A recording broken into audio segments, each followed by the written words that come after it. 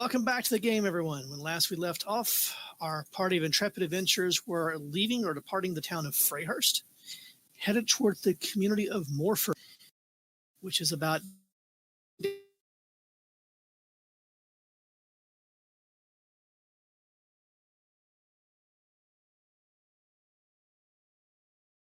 we're just departing the town when we ended up last session. See what happens with our intrepid band of adventurers as they try. Like how you said, try to travel. Well, you usually travel fairly well. I do have a couple questions. I know you guys are all on horseback, or well, rhino back in some people's cases. But anyway, are you getting a wagon here or a cart here? I'm trying to remember, what did we need a wagon for, or a cart? Well, we're definitely going to need a cart when we're there.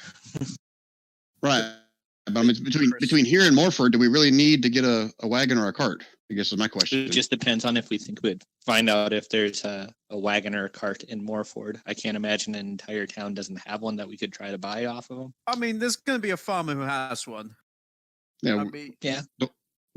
Don't we know that Morford is a much bigger town than one we just left? Yes. You would know that, Grun, because you went through Morford. Right.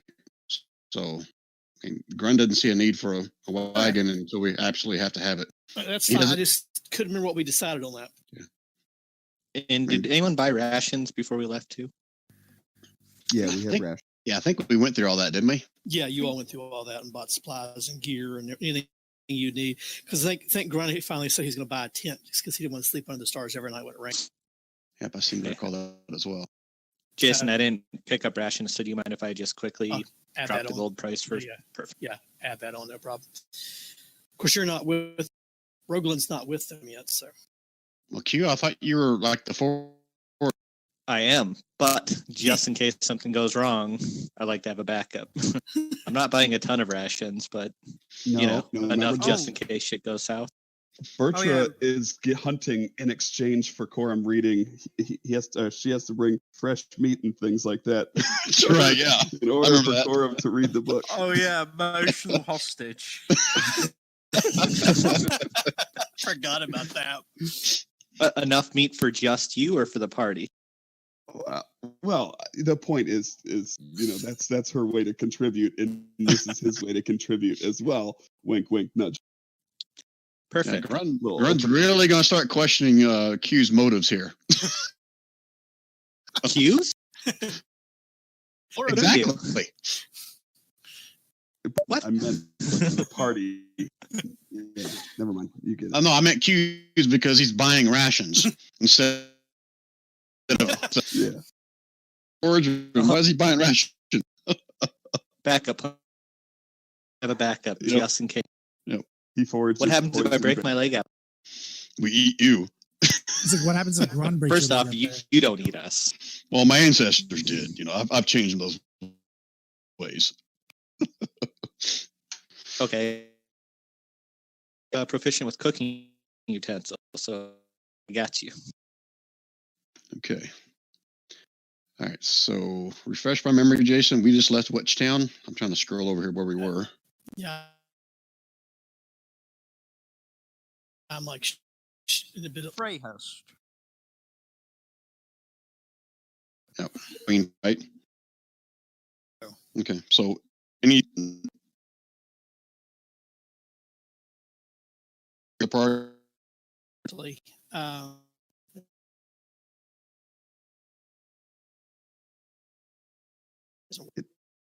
Walking in.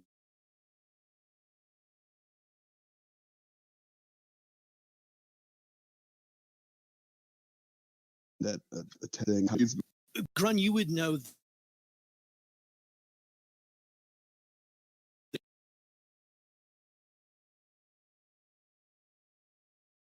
One scattered along.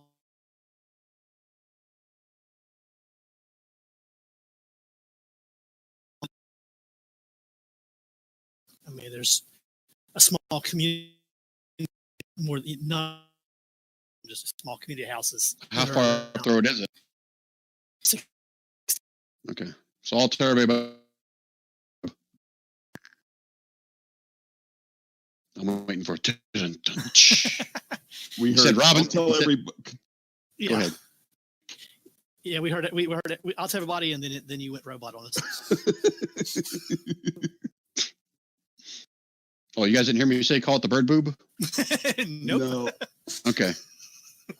Yeah, that's how I refer to it. The bird boob is up here somewhere close where we can stay there for the night. And you would also know from having traveled through the region that at various places the road runs beside a stream or a small stream that can get fairly wide at some places. And there are a couple places where there's actually bridges that cross back and forth across the road, across the stream, rather. I'll tell them there's plenty of places to go to the bathroom. We're good. Good. I got my outhouse now, but we don't need the river anymore. So you start out on a crisp morning.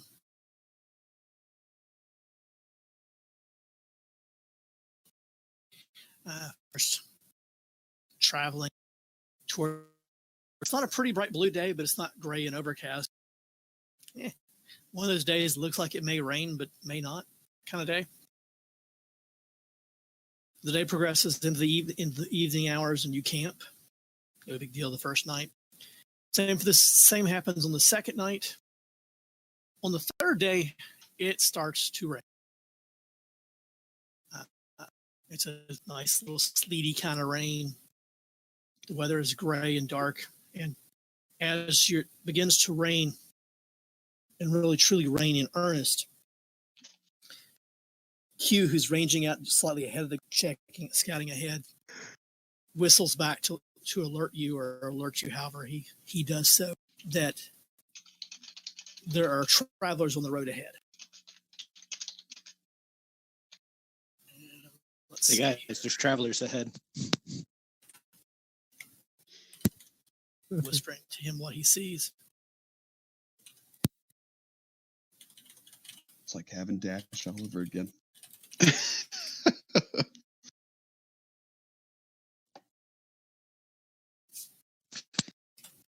And Jason, they don't have any marking similar uniform. Yeah, I was your top of that. Yeah. Okay, I'll wait for another moment. I'm studying them right now.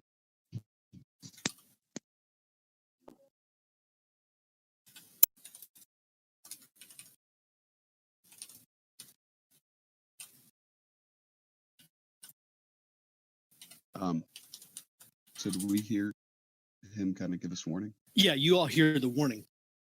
Okay. Corum will try to be stealthy, kind of remain Okay.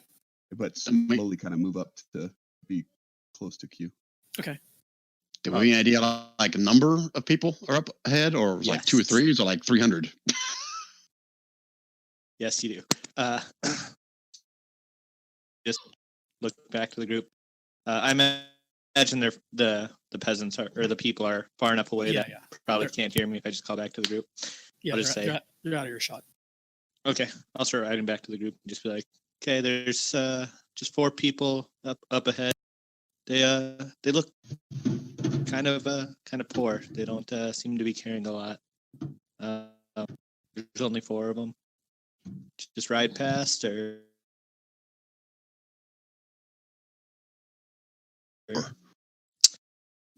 they don't really have any uniforms. They don't seem like they're well outfitted. They just look like they're a bit shabbier. Isn't that called racial profiling? I don't think that's racial at all. I think that would be. I think that'd be class profiling. But good try, Mr. Grun. Good try. Do we need to be concerned or not? I don't think so. Just like to keep you guys informed. Through the rain, you start to see the group approaching you. They're close enough now that the rest of the party can begin to see them. I can see there 4. Appears to be probably 2 men, 2 women, walking in the main part of the road.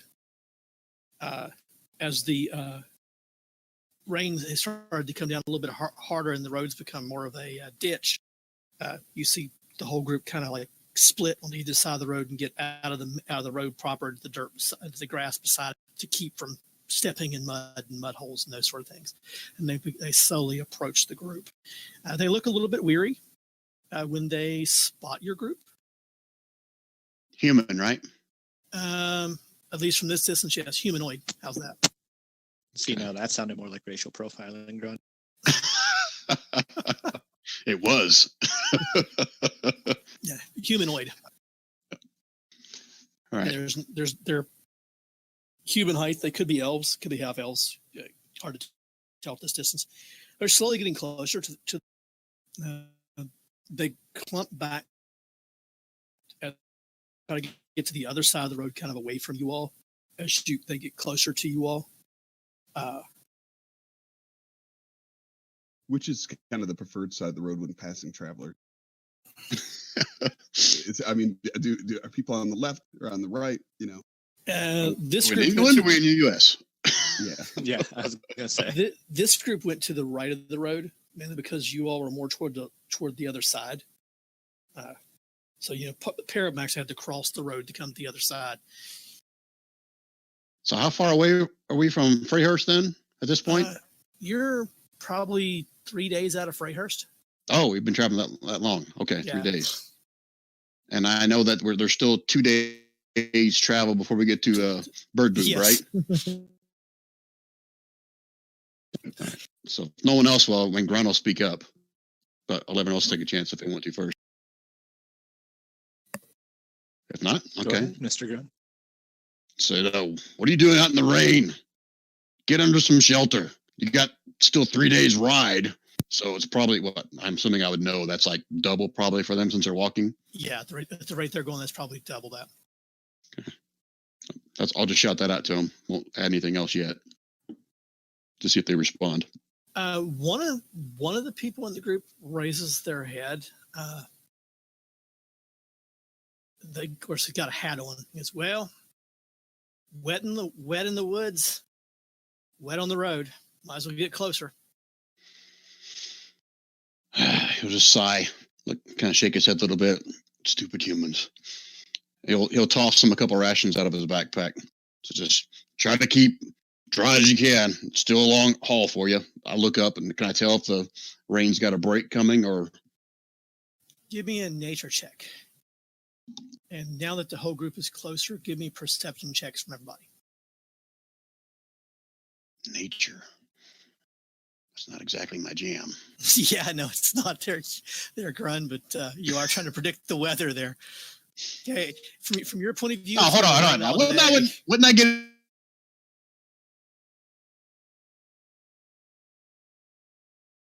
it much? But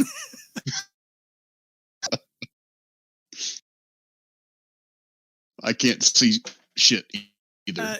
Well, you can tell that it's the kind of rain that's settled in for the day. It's not going to stop anytime soon.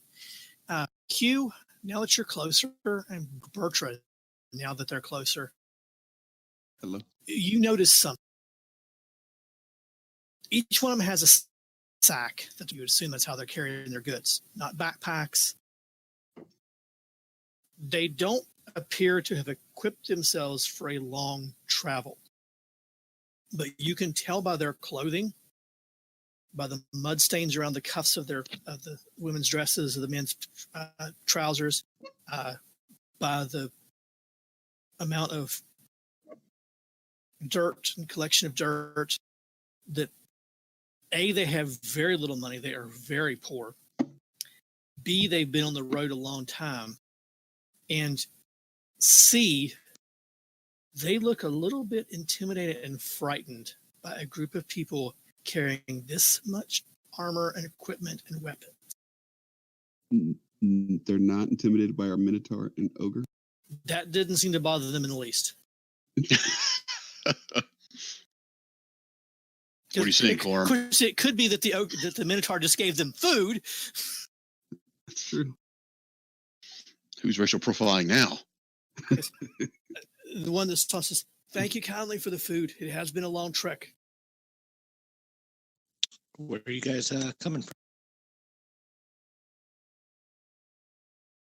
He kind of gives a weary glance to the rest of the group, and one of them nods, or a couple of them nod at him. You can see he's probably not really per se the spokesman. He's just the person that they're letting speak for them. Just we left Morford. We're headed to the next town, whatever that is. What is the next town anyway? Freyhurst. About 3 days back. Freyhurst. Well, it's going to be better than Morford. It's going to be what? So it's going to be better than Morford. I guess we all heard him say that then, right? Yeah, he said it quietly, but he wasn't like trying to obscure that fact from anybody. Well, I'll bite. Why would Freyhurst be better than Morford? The bandits. Well, the other one speak up. In Morford, or just on? Attacking Morford. No. They come almost every night. Again, so I got to ask some meta-knowledge here because I'm assuming I went through the town. Morford is a pretty decent-sized town, right? Correct. And did they not have some kind of military for defense? No. Well, they had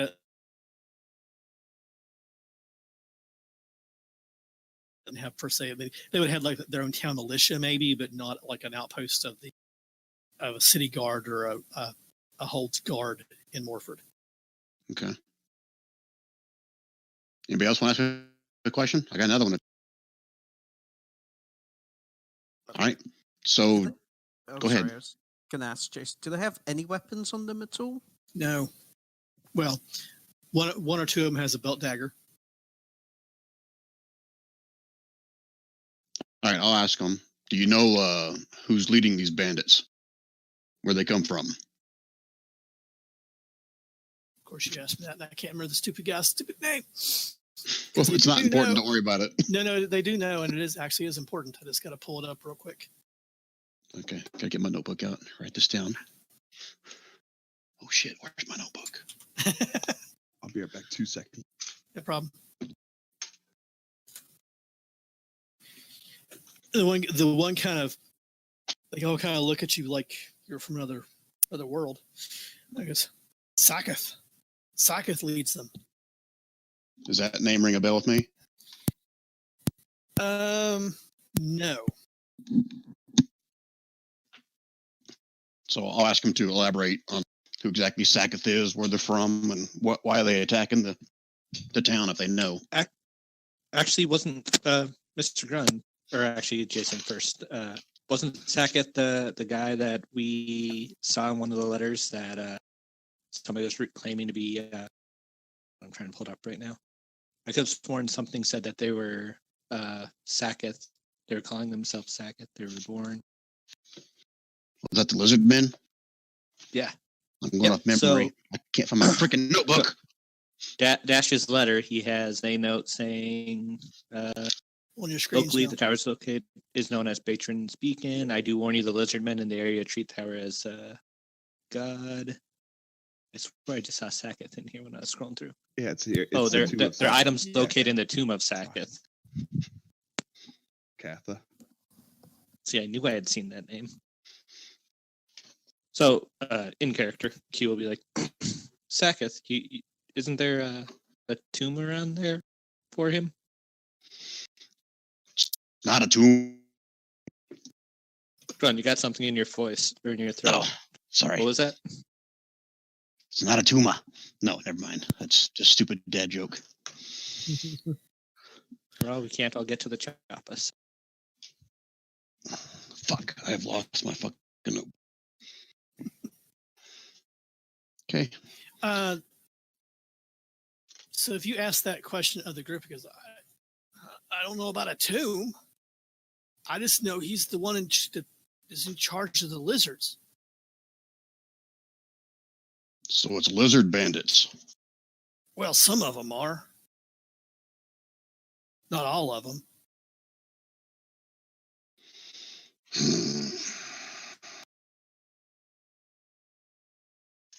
Oh, Dash put a letter up on the screen. I didn't see that. Sorry.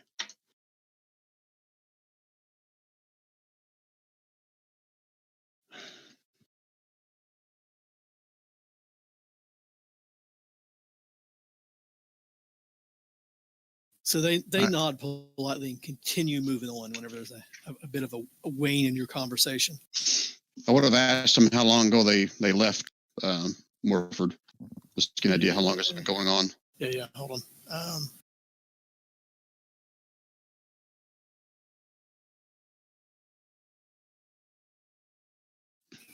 While you're looking that up, I would also ask them if they know anything about the status of the wizard there in Morford. I'd say the name, but I can't find my freaking notebook. Okay, that's fine. They've been on the road for quite some time, at least 2 or 3 weeks, but you can tell from their pace, they're not hurrying. And when you inquire about the wizard, you go, hey, man, old fool, he's probably still there. Why do you call him the old fool? He talks to birds. Does anybody in our group talk to birds? He will actually say that out loud. Anyone then? Well, that makes sense.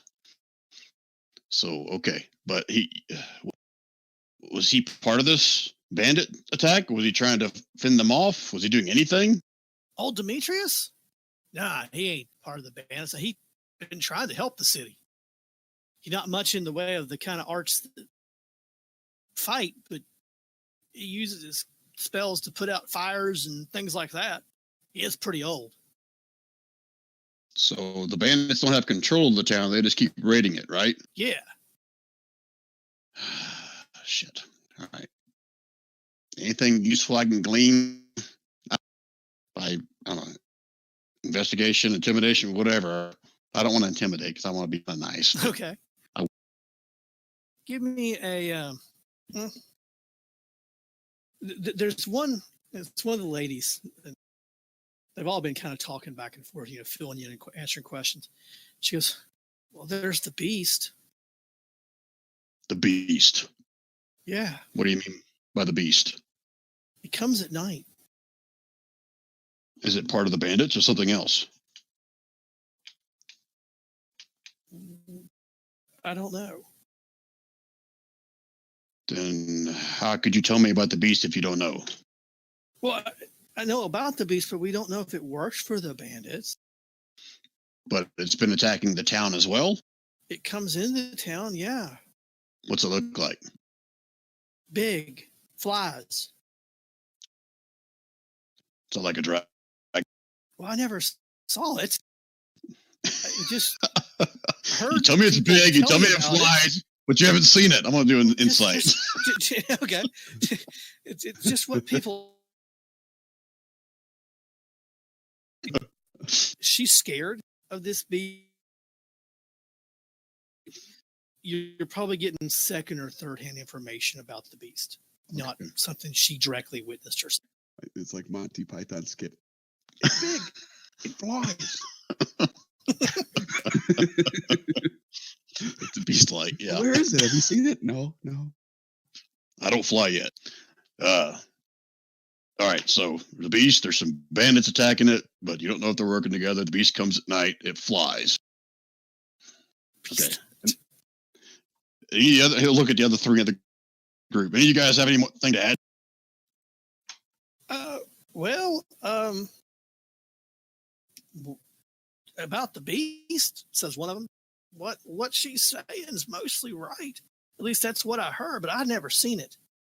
We left. We left. We left weeks ago. Because of the beast, or the bandits, or both? Mainly the bandits, says one. Figured work had to be better in Freyhurst. I mean, or whatever the next town is. You said it's Freyhurst, right? Yes. Well, I'm assuming that's what's next. Yeah, it's the next town. Okay. All right. So I guess before we leave, just so I can maybe piss the DM off, I want their names. Okay, that's not a problem. Okay, you have names ready. Yay! Yes, I do. Okay. One of them's name is Winifred. Winifred. So that's the young lady that told you about the beast. Okay. And then there is Parsif. P-A-R-S-E-F? Yes. Wow. Good guess. And then there is Marion. It's the other lady that's with the group. Marion. And James. James. All right. Guys, tell me to shut up. I don't want to run this whole thing, but I'm going to also ask them if they have jobs lined up once they get to Freyhurst. And Parsif appears to be at least half elven. The rest of them are human? Yes, or appear to be. Okay. I mean, they got hoods or hats on to keep the rain off, so it's kind of hard to tell for sure. Okay. Parsif's relatively easy to spot because of the lack of a massive beard for someone who's been on the road for 3 weeks. Okay. Well, Grun will dig into his pockets and he'll toss each one of them a gold piece and tell them to look up whoever it was they met back in Freyhurst, because I don't have a notebook. Can't remember their freaking names. Which one were you looking for? Freyhurst, the mayor? Yeah, whoever the one that helped us out and put us up, gives us a place to stay and everything. Just Okay. want to tell them that Lord Drysden. Yeah, thank you. I'll tell them to ask for Lord Drysden, tell them that you met us on the way, and we'd appreciate if they'd put you guys up for the night. They thank you and then continue to move on. The rain is starting to let up a little bit as you're talking. But would also like to bust up great swords. The more busted up Okay. of the two spares she had. Okay. Well, actually, only one's a spare. So, yeah. Okay. They're great. Whichever one you hand it to is we appreciate this, but when you hand it to them, okay, I got to make a roll here. Hold on. Yep. Drops it. Oh my god. Drops Cut it. off. No, it doesn't come off toe. Just whenever Bertram hands it to him, he reaches out. James reaches out both hands to take the sword, right? And he gets a hold of the sword, and as soon as he gets a hold of the sword, he drops it on the ground right into the mud. He kind of looks at Bertram, just like, "Thank you." He picks it up and starts wiping it off on his over tunic, his cloak, to clean the metal off. Because we appreciate all your kindness. It might be better for intimidation now that I see it, but you need a better weapon than what you got. Even if you are close. Thank you, lady. Thank you. We appreciate it. Lightning! Yay! Then again, though, Quorum's a Hey, little y'all. bit. Hey. Hey.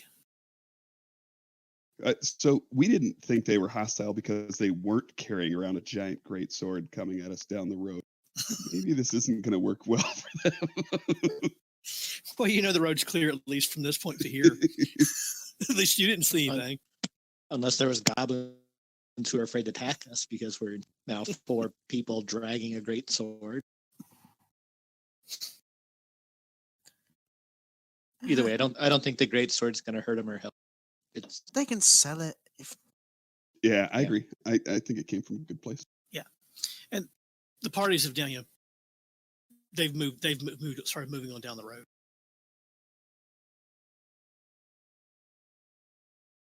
All right, let's continue on. So we 2 know more that days. Yeah. Then we got to just start maybe figuring out kind of a party order or how we're going to just keep up front. Accused man. I figure you're rotating. I just kind of grab. It is technically being hired to take. That's true. So it'd be instruct you in which curves, which branches in the road to take. Go ahead. Corum will just try to take up a position about halfway between wherever Q's scouting and the party. Okay. So by the end of the second day, by the end of the next day, the rain is finally broke, and the sky is lighter and brighter. And by the end of the fifth day, you top a rise, and you can make out there in the distance small structure. Not small, but from this distance it looks small. Probably it's a 2-story building. The frontage of the building is along the road. You can see a number of hitching posts in front of the building for horses to tie up at. You also see a small stable behind it. There's a couple of other small houses clustered near it, and you can see some worked fields for like vegetables and fruits or whatever, some kind of fields in the area. And Grun uses as the Robin's Breast Inn. I do not. It's It's called recognized as the Bird Boot. the Bird Boot. God. Why they use these fancy names? Just call it what it is. So as you approach the Robin's Breast, as you come into the little community, it's not even big enough to really call a town. It's pretty much just the inn and probably the handful of people that work at the inn. A couple of things you notice. One, the fields aren't tended. That's different than the last time I was Yes. here. Has nothing to do with the time of the year or anything. Yeah, and the time of the year is just the fields aren't tended. Okay. Two, since it's mid to early evening, there's a handful of horses and stuff tied up out front, but not nearly what you saw the last time, Grunt. Okay. And the other major thing you notice is you can see the lights in the main hall, like where the drinking hall is and all that. But you remember the last time you came through here, the upper floor is all rooms, for travelers. There's no lights in the upper floors. Just logically, I'm thinking, well, there's not many horses here. That makes sense. But I'll share with everybody else about the fields not being tended, and seems like there's a lot less people here than last time I came through. Do you think it could have anything to do with the bandits up in Morford, causing less people to travel this way? I would think if there's more people fleeing the city, they would have more people coming through like those last folks. But I don't know. Could be something else. Perhaps the beast, and he puts his fingers up in air quote, is coming around here as well. One way to find out. So Are we just in travel town? on and not stop? No, I was going to stop in the bird boob and find out what's going on. Sorry. It's like, heck yeah, I got a chance to put your feet up, get off this horse. How would we not stop here for a minute? Find out what's going on. Sounds good. All right. So if we're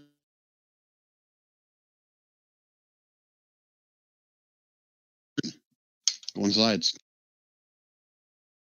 unless something else is like catching my, like initiative. Yeah, no need for that yet. Ignore the turned over wagon that was just on the map when they drove it. It's actually not turned over.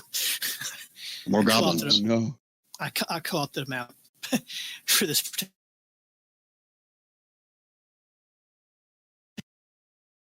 Said, and Oh, yep. Yeah, Just it working. just did. So as you approach the nice little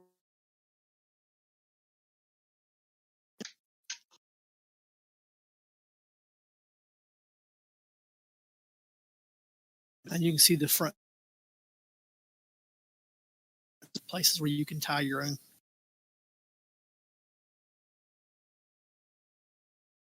They stables behind the building that you can use. Grun's aware of that. He's probably used it in the past. He may have slept there. Who knows with Grun that night. Depends how good the ale was. Now you can hear voices inside the inn. I said you can see light.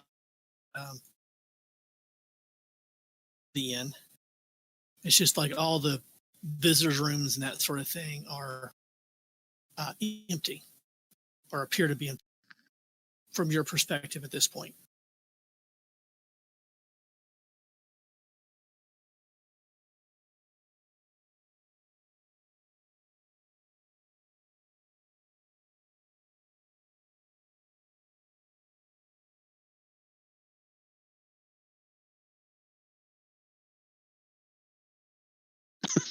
Yeah, You can zen.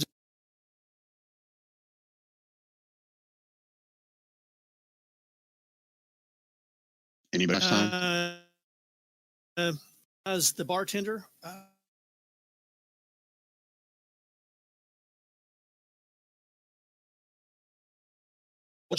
William, you yes, William Brightboy. good, strong name.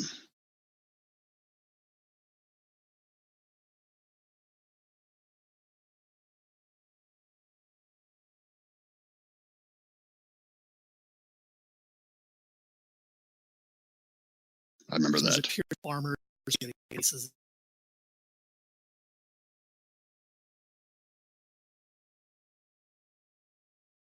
But he comes time. So the guy kind of perks says, great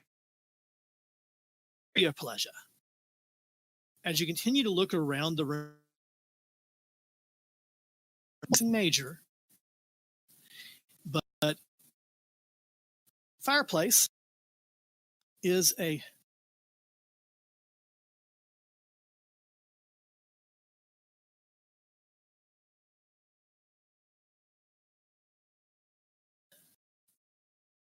and he seems to brighten up when he sees you.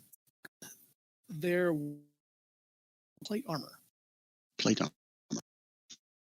That is odd for this place. Not per se odd. This community wouldn't have anybody that, I mean, there might be someone. To be instead of plate armor.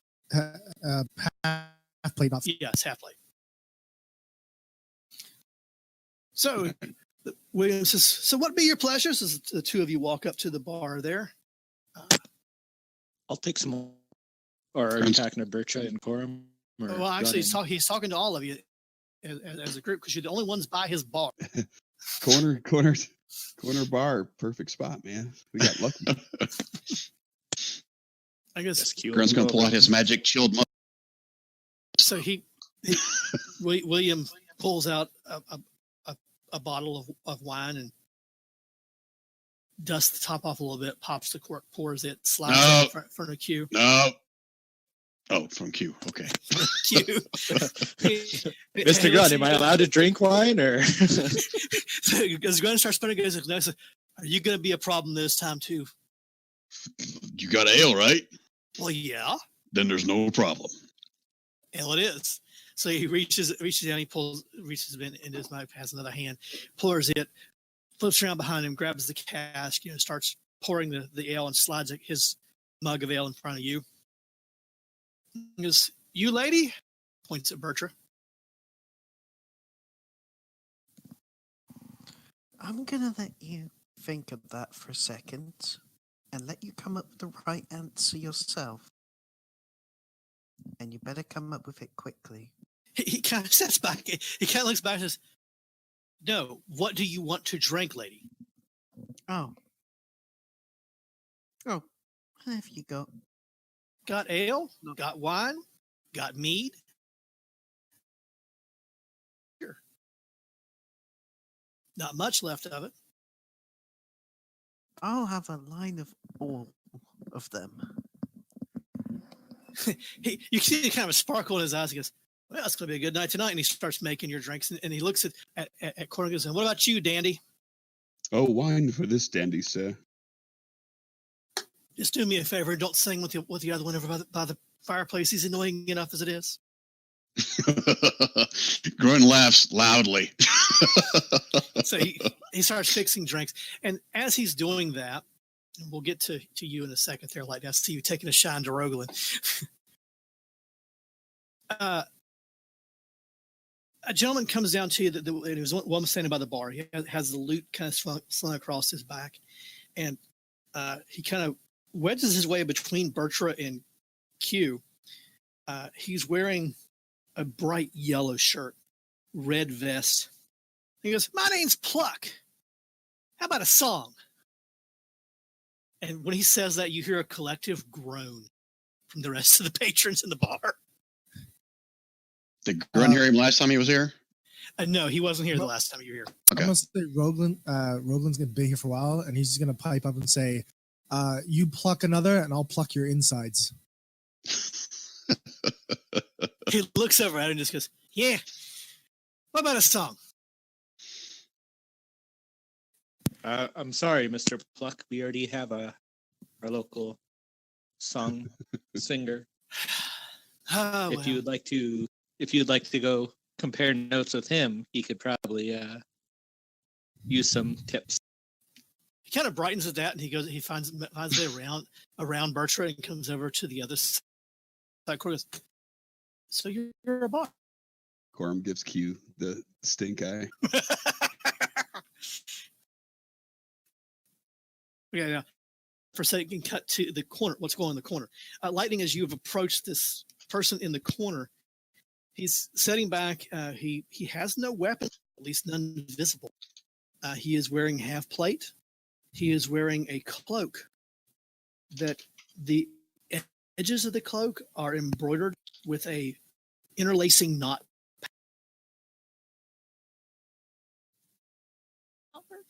Yes.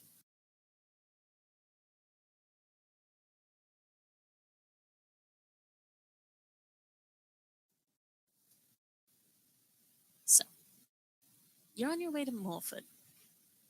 But why alone? Aren't there usually traveling parties for a suit like yourself? I don't have many friends. Besides, many people like to travel in these dangerous times towards the bandits. Towards the bandits. Well, they put their paw out. You're my friend now.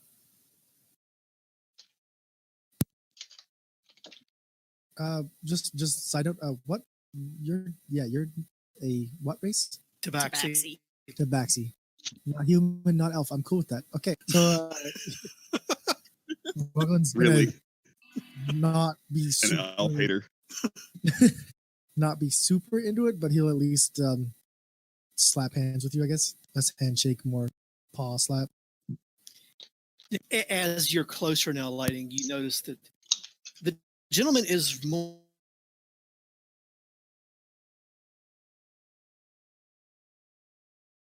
gentleman.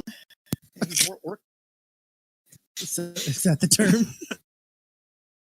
So, half orc, a hork?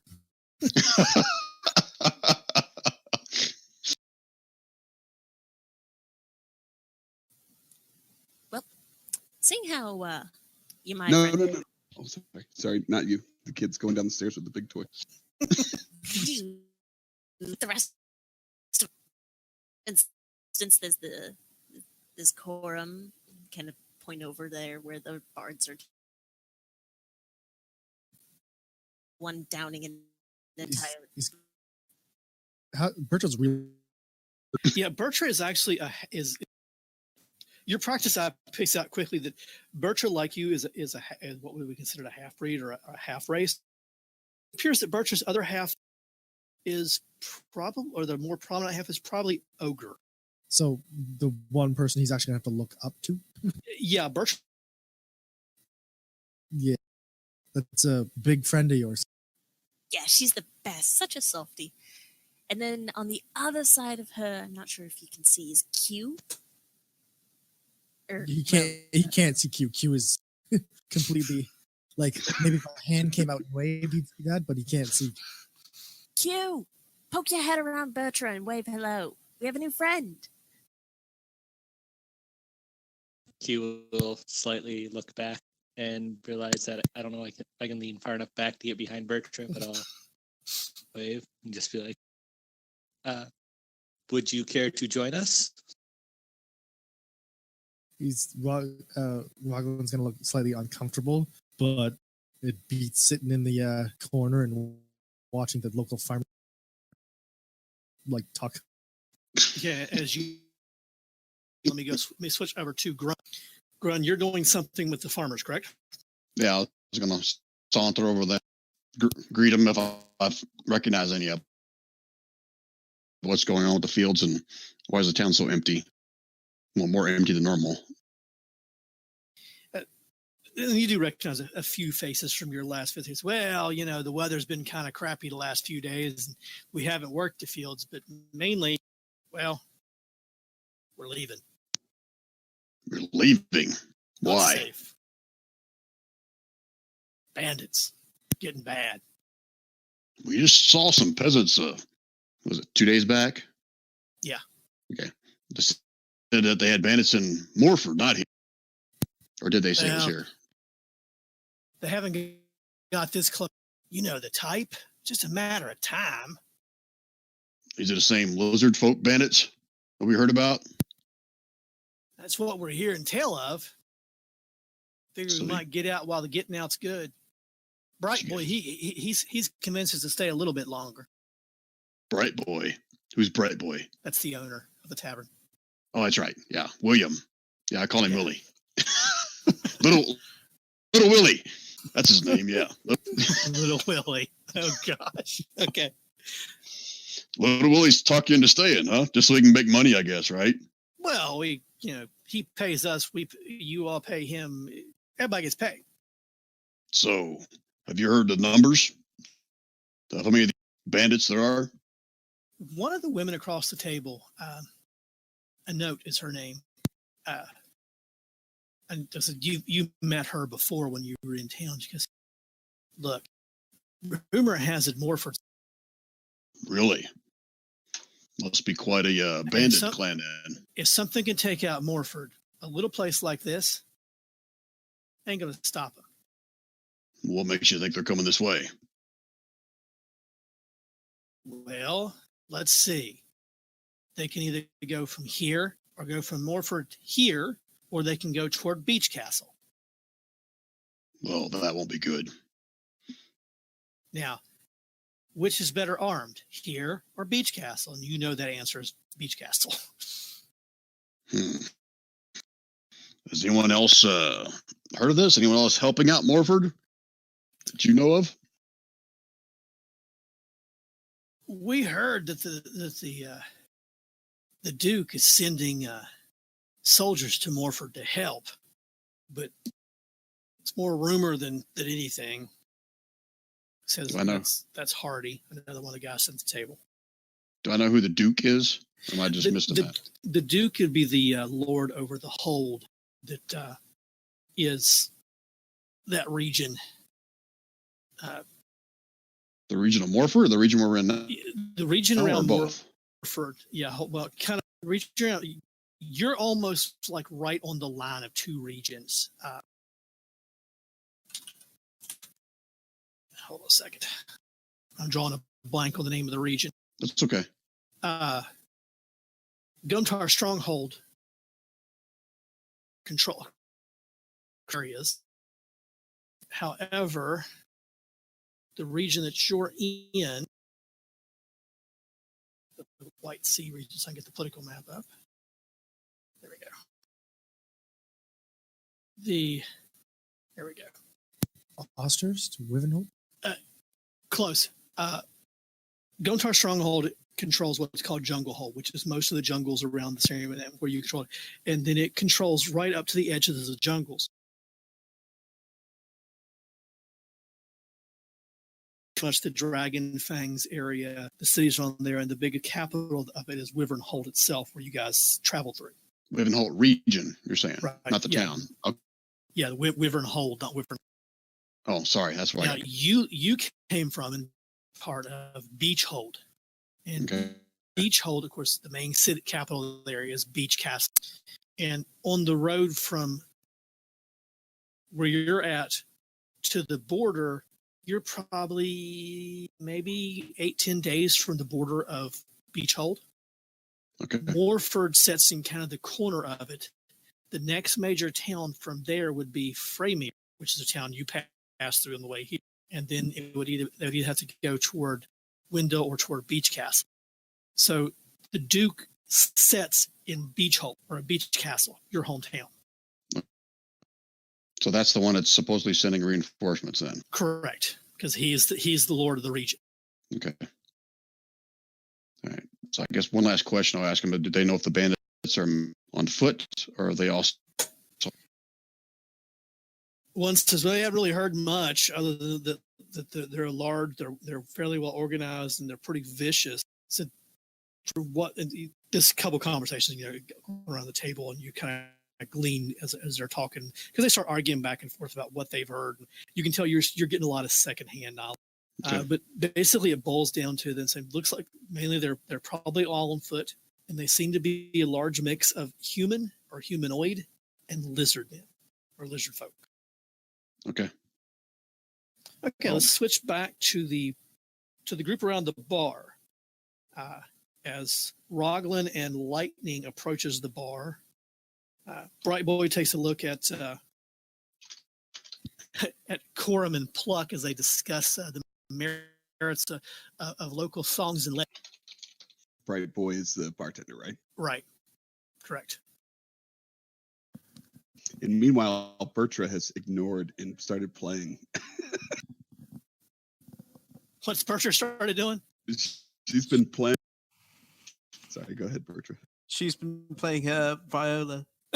Okay. Well, that doesn't seem to bother anybody. They actually seem to appreciate the music as you strike up a tune and start playing the music. It seems to be Pluck that they're averse to for some reason. Yeah, she figured they wouldn't mind someone, even if she's bad. She imagines that guy's worse. Yeah, so give me a performance check. Oh, she did that. I did one earlier. Okay. 16. Thank you. Let's see, let me roll up my 5 then. Okay, so your viola just busily going away and play a little bit background music for it. Actually, I'll turn some music on just so we know. Yeah. She's just doing that while the drink's getting filled up. I'm picturing like LL Cool J head spray, if you can play that one. Probably. Well, there's a couple of them in Discord if you want to pick one of those. No thanks.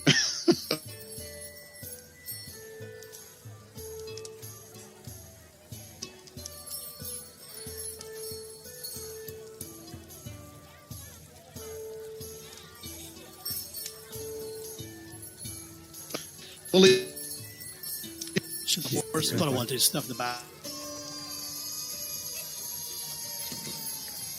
It looks and nods up to one to work at the bar to the tune that Bertra's. Pluck looks around and realizes that everybody sees Bertra's performance. Universally, they don't care a whole lot for his work.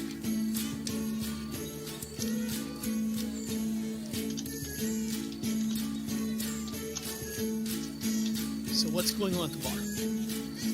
Lightning is describing their many coats, robes, and jackets.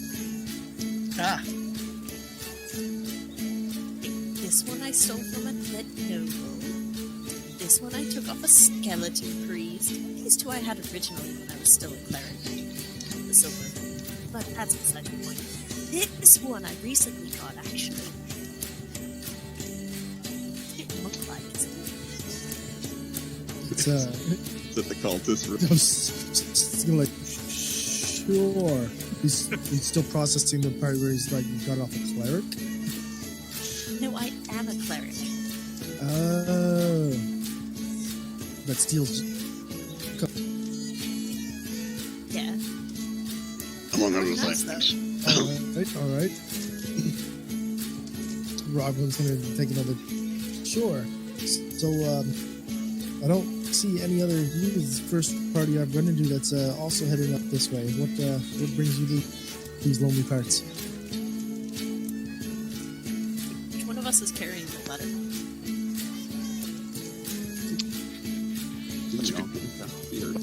There's only one copy.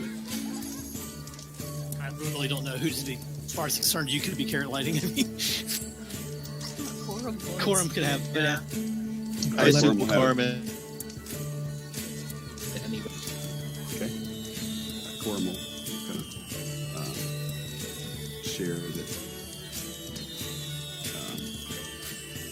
operate at a gunfire stronghold and have been down there should we ever be in the area. And now maybe Quorum sort of thinking about how we're planning on doing it. But he will say that if there might be a job. Did you pull out the letter? Well, I'm going to specifically ask, have you come from Morford? Do you know anything about Morford? He'll say, no, I've just come from Gunpowder. Actually, I'm on my way to... Oh. Well, in that case, there's a save there. A save? Save. It wouldn't have to be... You know, So, Roglin's going to pull out his copy of the letter.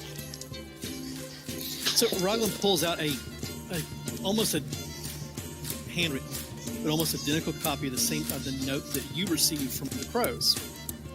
At the same time, as you're pulling this out, you glance over the Minotaur amongst the group, and you notice that he has strategically placed on his jacket a badge that you recognize as the symbol of the tally in Gumtar Stronghold, which is the guards, the city guard for Gumtar. I recognize it from passing through it, but I have no association with it. Yeah, you recognize it as an official member of the guard, but that's about all you know about it. Q. I'm just looking to see if he's kind of like, oh shit.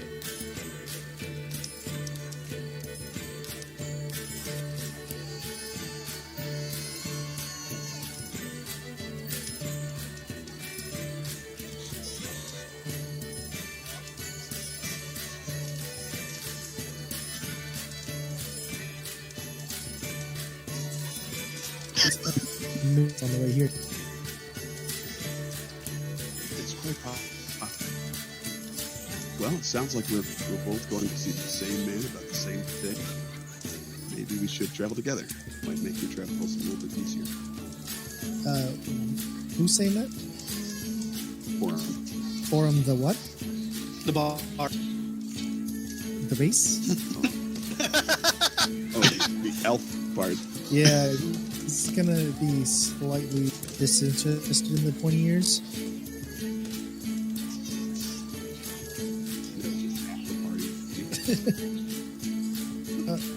He's slightly not completely offensive, but he's not like he's talking. Session will be racial profile. I just picture Ro and just like, we don't.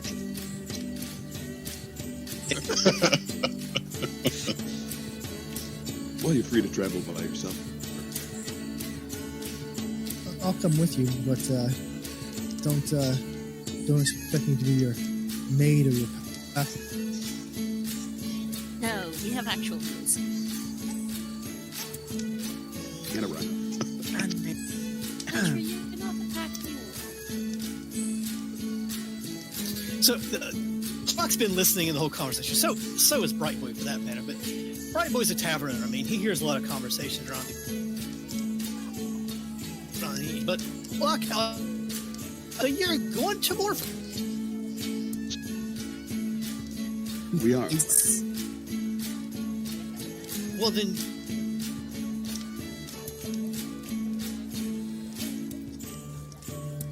We're learning. You haven't heard.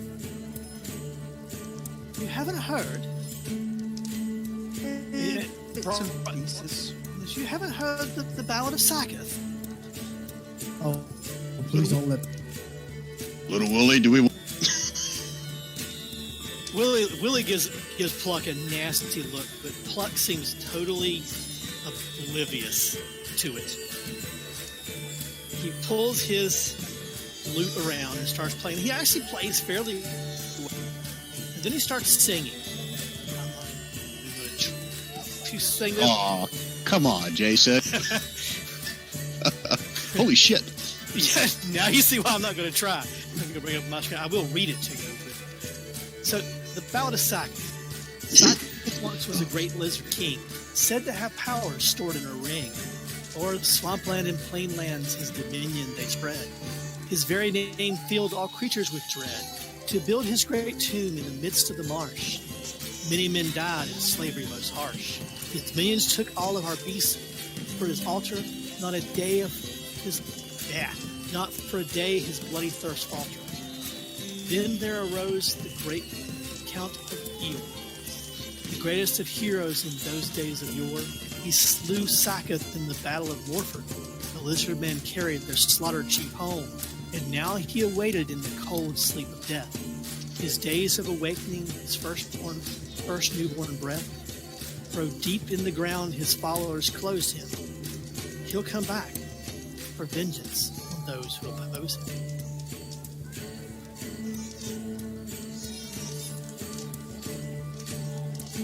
Sorry, I can't get past E right now. Pluck sing that? Yeah, Pluck sung that. Yeah, Rogan's gonna finish his tankard and whip it at Pluck. Okay. Pluck manages. He's been listening to Pluck sing for the last day. Yeah. Pluck manages to dodge out of it expertly. Corbin, you're actually kind of appreciative of how well he dodges and continues to play at the same time. The rest of the audience also begin Pluck's general direction, being careful to dodge you to miss you all. And finally, Bible says, "Pluck, I told you, and I told you, leave it and do not sing that in my tavern. Out." Pluck finally finished just Pluck. Well, they asked William. Out, Pluck. But William, out, Pluck. And Pluck kind of dejectedly starts walking out.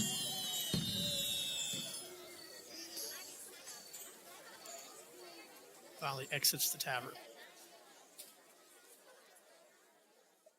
And him a gold, just be like, thank you.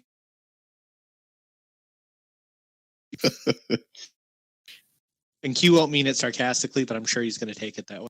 Yeah, he takes it. Looks like lightning's going after him. Watching. Oh, okay. He, as you're watching him depart, he does seem a little taken aback at the Reno tied up out front. He kind of gives it a long look and a wide berth as he leaves and starts heading down the road. Down the road? Away from Morford. Away That's from all right. Morford. Okay, Back the way right. you all came. Okay. So Grunt will ask Little Willie there if this whole Eeyore thing is just a legend or if there's actually. William looks at you there. He goes, "Grun, that idiot's been singing that ballad for days. But I've heard that, and he does a horrible job at it. But my daddy sang me that. My daddy's dead. So the Count of Eeyore, yeah, could be an actual noble's name, maybe distorted in the song somewhere over the years. Not sure." Any of your descendants still live in Morford that you know of? In Morford, maybe.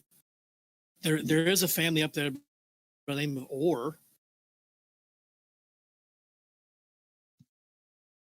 They spell it E-O-R, but they pronounce it. Unlikely coincidence. Who Right, knows? I mean, they are a fairly well-to-do family, but who knows? Right. Well, no one else is going to ask questions of Little Willie. He wants to get them together and kind of share what he heard from the other folks as well about the bandits. Just, it wasn't that much more, but just the fact that there was evidently quite a... What are you trying to do down there? I see your token bounce around. Just keeping an eye on the doorway. Okay.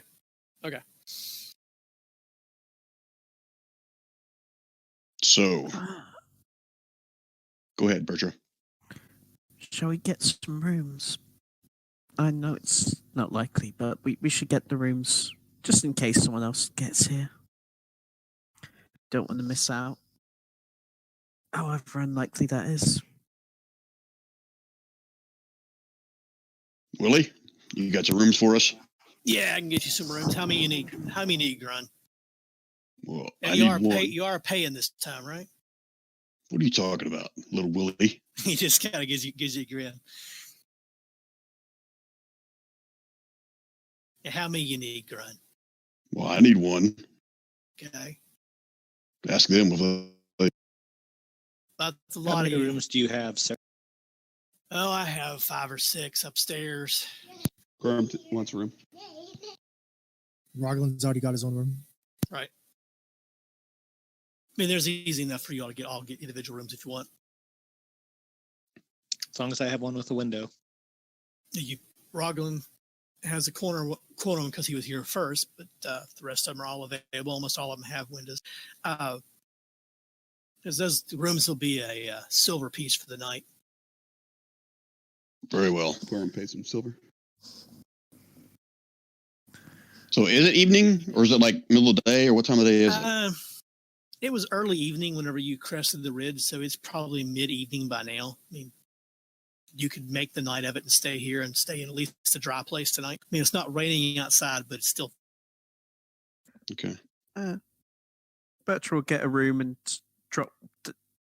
we'll drop down 2 gold for a drink and room. Okay.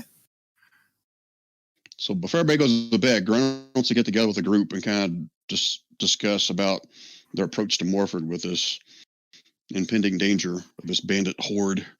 Puts that in air quote. If we want to continue on our path just out in the open road, if we want to start being a little more stealthy, just trying to get some feedback from those guys. It should be fine. I slit a lizard man in half when we... Well, I get that, but they said there's a lot of them. So I'll slit a lot of them in half. So what you're saying is Birch's going to take point. Roglin likes Bertra. Roglin does not like bandits. Why is that, Roglin? He's just gonna be looking approvingly at Bertra's statements, and then he's like, bandits are utter trash anyways. Any adventure worth their salt can clean up a few. Ground a sigh.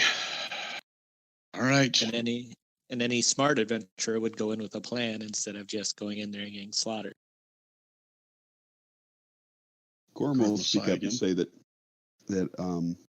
why don't we keep our scouts closer in, so Q still takes point leading up, and I'll position myself halfway, and to where he can signal back to me and I can signal back to you guys for a quick response.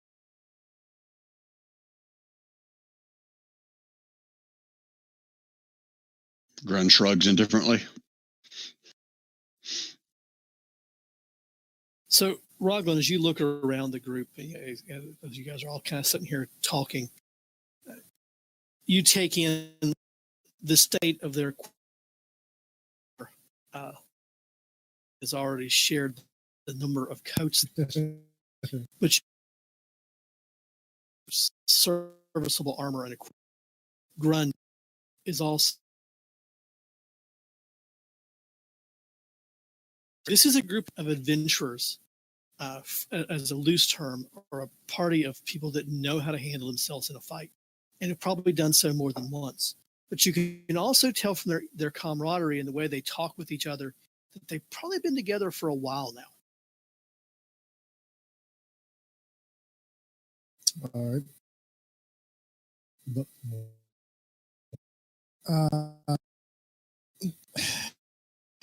so Logan is more of a, was more of a solo guy due to his backstory and everything that's happened.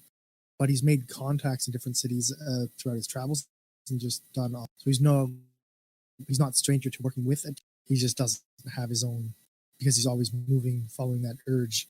He never sits in one location. So he's willing to join up with these guys right now because it's fall.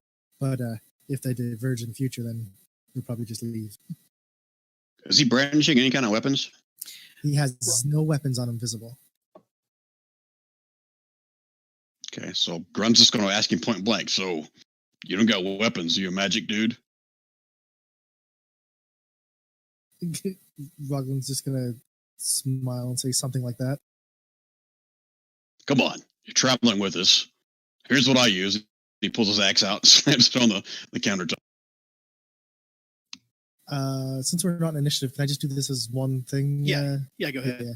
So,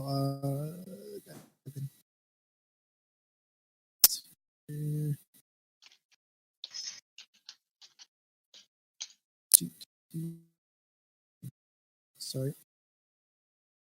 Put it in here. He's gonna go food, and it comes out as an attack. He's a halberd is gonna just materialize in his hands, and then it's gonna disappear and reappear as a battle axe. And then a second later, he's just gonna throw a hand axe across the room, but it's gonna vanish in midair. Hey! No, sword! Where'd that go? Grun's jaw opens up. It's like, oh, that is fucking cool. I need Yeah. to do that. I like that. Can you teach me how to do that? Nah, never mind. That's too much magic shit. But that's cool. But anyway, so we got to know what each other does, since we got to watch each other back. So I understand you just met us and all that shit. Don't keep secrets from us, dude. You scratch my back, I scratch yours. He's gonna look at Grun's hairy body and have no desire to scratch anything on Grun. So Robin's gonna be like, I have a few tricks up my sleeve, enough that I can get around, and I've done some work in Gumtar, and before that I made my way here through Ashington, spent a little time wandering around Tofia. Right. Well, I don't want to speak for everybody here, but typically me and the big girl over there, when there's a fight, we're up in front taking the shit. But the guy behind you here, Q, he likes to shoot shit. I mean, just be careful. He likes to shoot shit even when it's. And the other guy back there, that fucker likes to steal all your kills. And Lightning back here, she's just a master of all kinds of shit.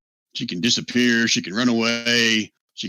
I think she can bring people back to life. Lightning, you said that once, but Yes. Well, we saw her bring back an ant once. Oh yeah, that was fucked up. Yeah, she can also cause trouble. Yeah, she can. But she can, if you die, she's your best friend, right? All right. I don't plan on dying. Well, none of us plan on dying. It just happens. Matter of fact, I died like 3 times. I think. Maybe it's twice. I don't remember. I was dead. Oops. You were dead. You don't remember you were dead. You died 3 times, but you don't remember because I was dead. dying. I wasn't dead. I was just, almost dead. But not an undead. I'm sure the kill stealer had nothing to do with you getting back up either. Yeah, I know. You helped me. I already told you things. Damn it. But wasn't for me, you'd be up in the front, getting all that shit stuck in you and poisoned. And yeah, that wasn't good. Takes another drink. To be fair, Grunt is kind of our heart and soul, and he's definitely our most charismatic member. He does all the talking. People just love him. Rogman's just literally like under his breath. I've noticed. At the same time, Got a sincere look of appreciation for Kira. The other thing is, Grun's gonna go take a drink, but it would have moved. I can also do this, and then he's gonna drink Grun's drink. Oh, you fucker! I'm punching you. And roll for this. One thing, hold on, Grunt. Did you switch from Bright Boy's mug to your mug?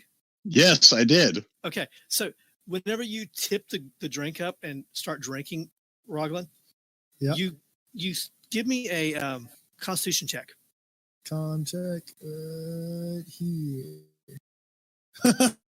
Okay, so you tip it up and you start drinking the right, Grunt? Yeah. Start drinking the ale, and the first thing that you notice is it's ice cold.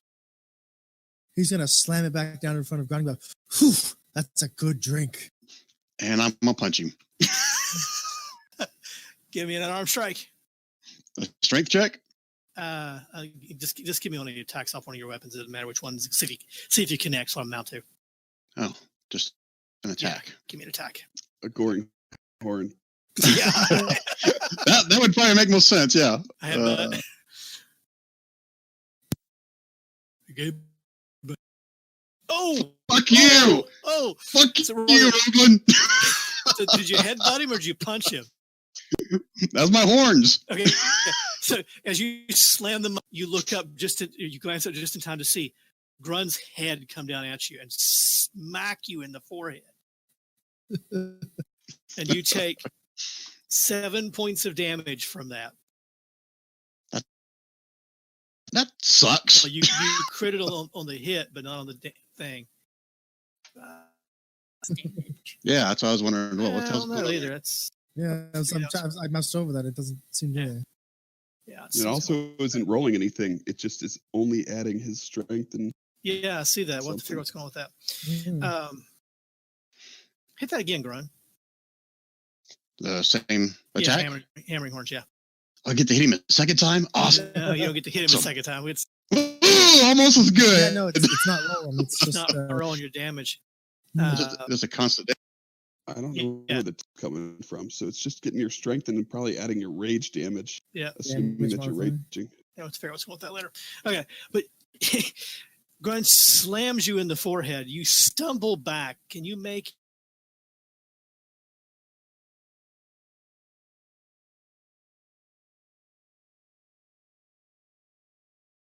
dude, I get +1 on it.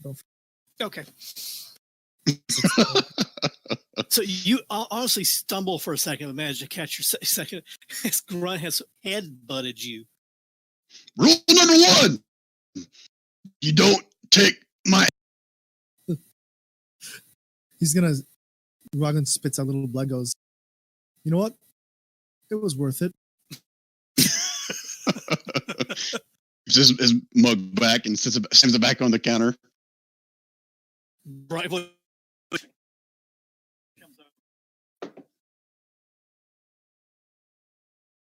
Willie. I told you not to call me. Sorry, Willie Little. Bright Blue actually starts laughing at that. Just goes the whole. All right, I'll and down the rope and help him back. I'm not down. No, he didn't fall. He stumbled. Well, I'll reach out a hand. I was like, okay, we're done. I'm sorry. Just I get a little amped up easily. I can understand it. All right, I'm done role playing. If you guys want to. Okay. You feel a rush of energy and warmth as and a bit of searing pain as lightning pats you on the how they touched you. Pat. Yeah. And you feel that the familiar relief of a healing spell going through your body. I'd recognize this from my time with Yeah. all my adventuring times. So yeah, I know what she's doing. Yeah, you know what's... Yeah, I'll let it happen. Yeah. Don't touch Grund's drinks.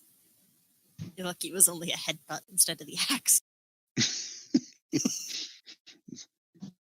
I got a little, No, you don't. but did he?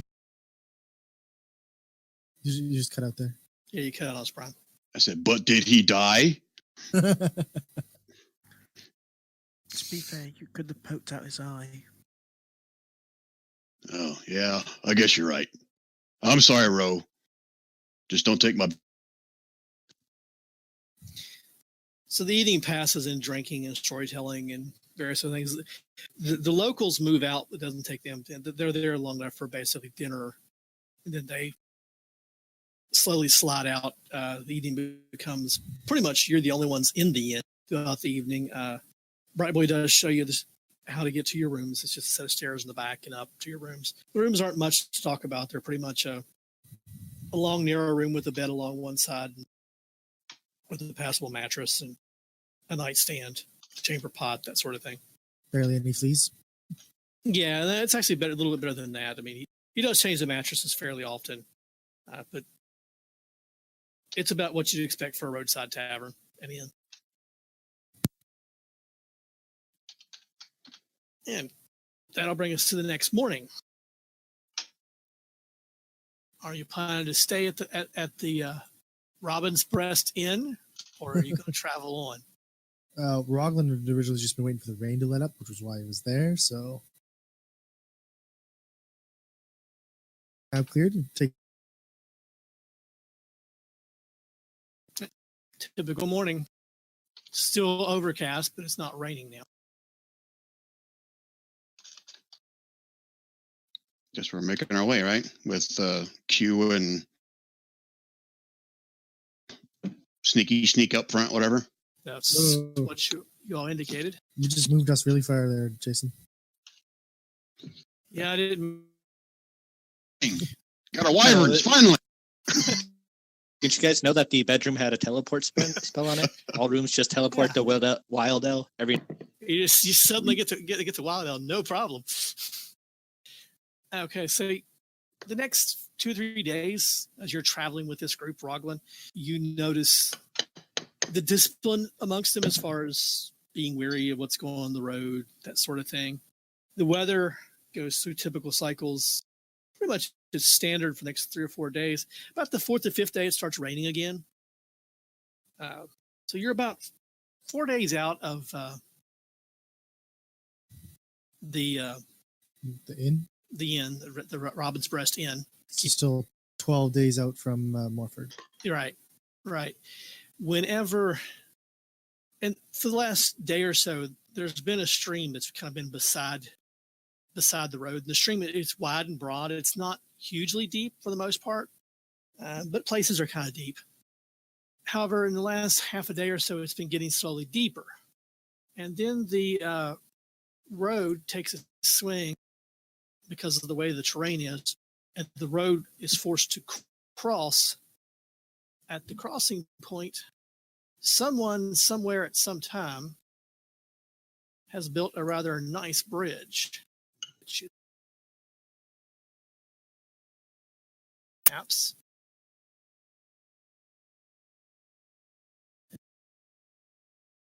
Because he's not on that map. Did you say this is a new It's not a bridge? new bridge. It's rather old. It's not hugely old. It's been well maintained over the years.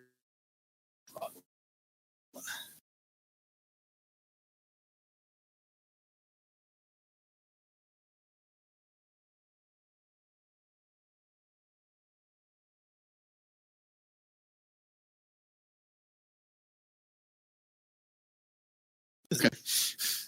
You said it sounded about them having a wagon. Yeah, I thought they did, and I wasn't sure, so I stuck one on the map in case someone has to go looking for it. So, the bridge crosses the river itself, and so it's not like you could easily cross it, or most people could easily cross. Robin, don't forget to do a long rest, so you can get your hit points back. Does Roa have? I would assume he did. Okay. I didn't talk with him about that, but since he's traveling, I'm going to assume he did. So yes, he has a, or whatever his mount is. Yeah. Lizard. Wyvern. Oh, yeah, I've got a wyvern. Sorry, guys. One of the things that did catch you a bit, they mentioned it, but you didn't quite expect what you saw, is Bertra rides this huge gray-looking beast, like, and it has, yeah, they call it, the group calls it a rhino, and it has like two horns coming out of its front.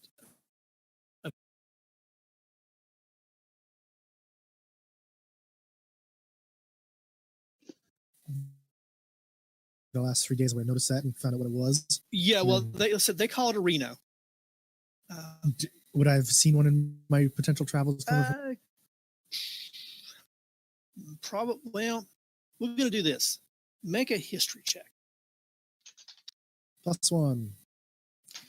Okay, you have not ever seen. You have seen them a few times, but you've always heard them called rhinos. At some point during the conversation, I would have said to Bertrand, "Nice rhino." But Drew were like, oh crap, that was what the guy.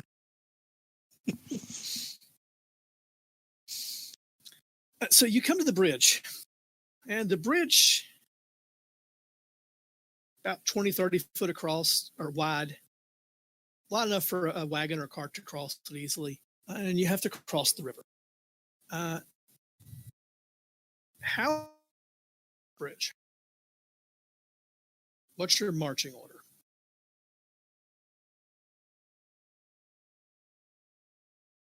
Just arrange your tokens there the way you'd be going across. Although I really don't know what clear order, as you know, Q is an archer. Now that I think about it, whatever. We're gonna keep going. That was the order when we were going like on trails and you're scouting ahead stealthily.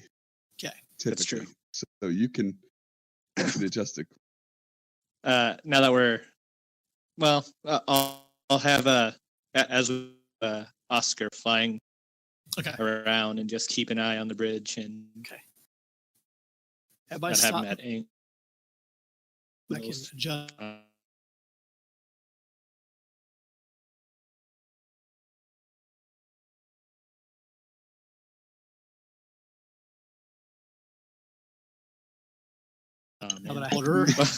He'd be okay. Every once in a while looking under the Give bridge. me a perception check from Oz. Perfect. I have a feeling we're about to be fighting. So.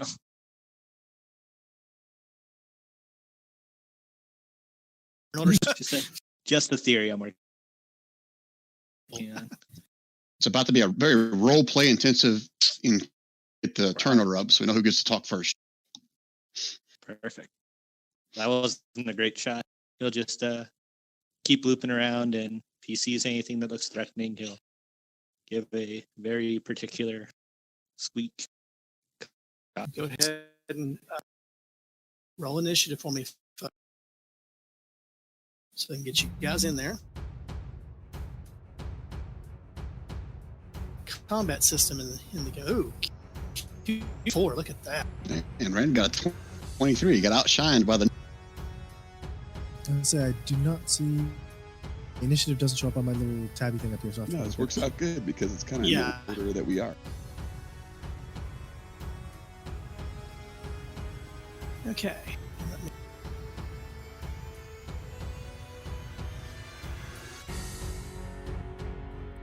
Holy shit.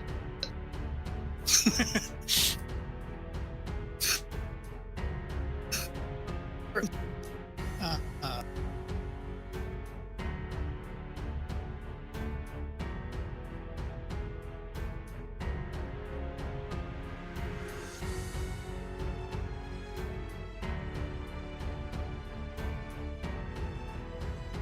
and you grabbing onto the bridge, and suddenly Corin beside you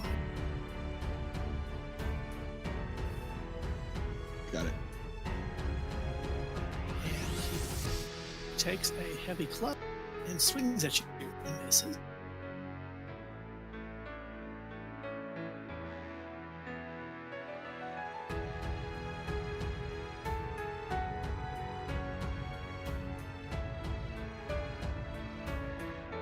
Lighting as you see another heavy club goes.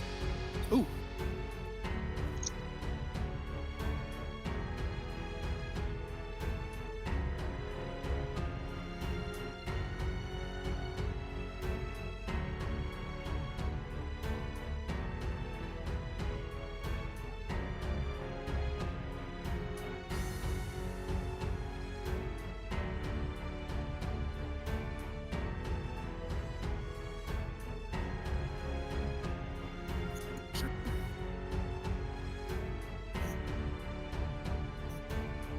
It swings. Thing there. There. Sure.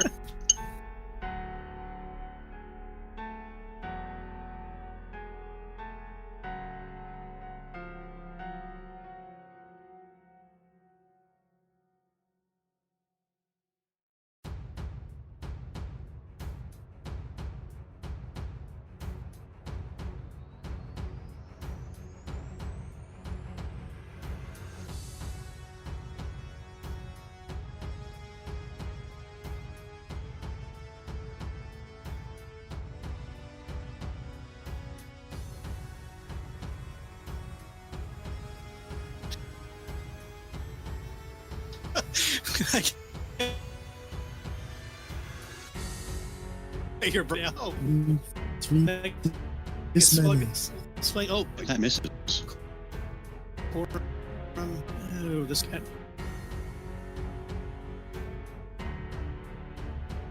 This.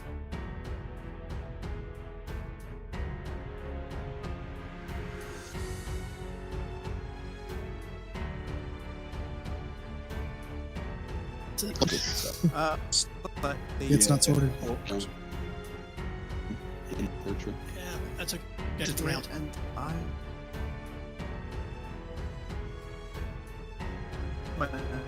Okay.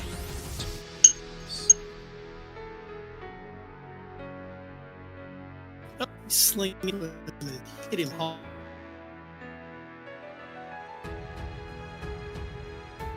He doubled the hit there. Okay. And sorry,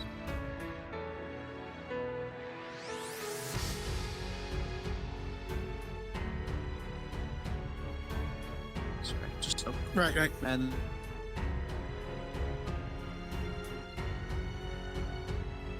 Throwing that one.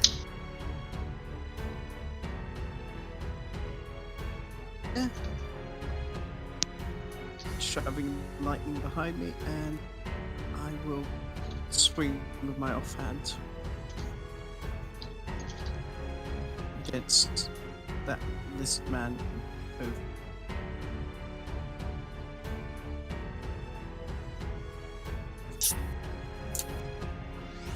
He is not happy.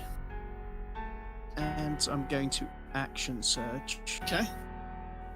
because this looks like it needs an action surge. This needs an action surge.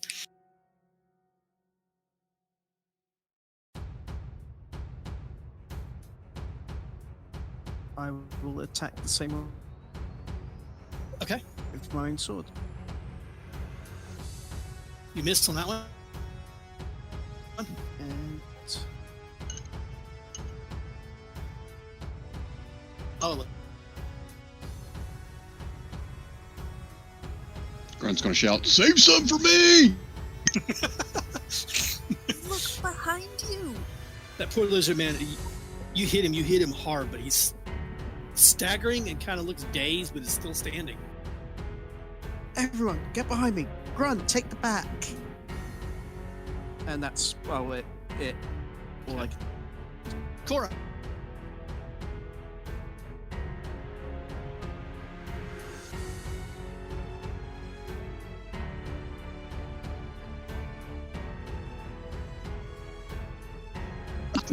He's going to met a fire Sakari.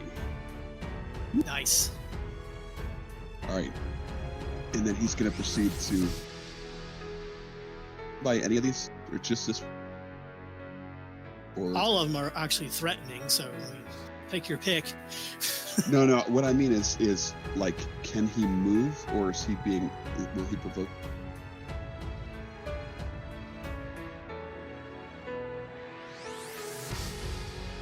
Attacks. Okay. Are attacking. Quorum's gonna move here, and first. Okay.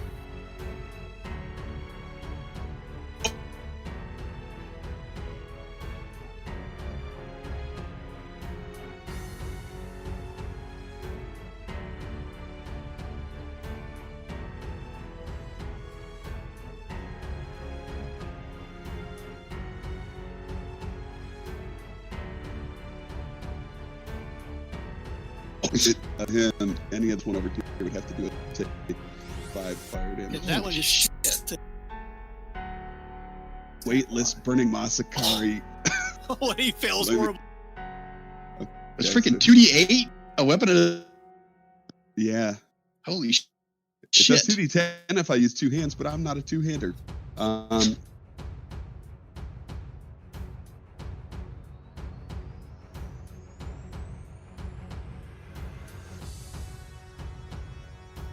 know. Oh, that one.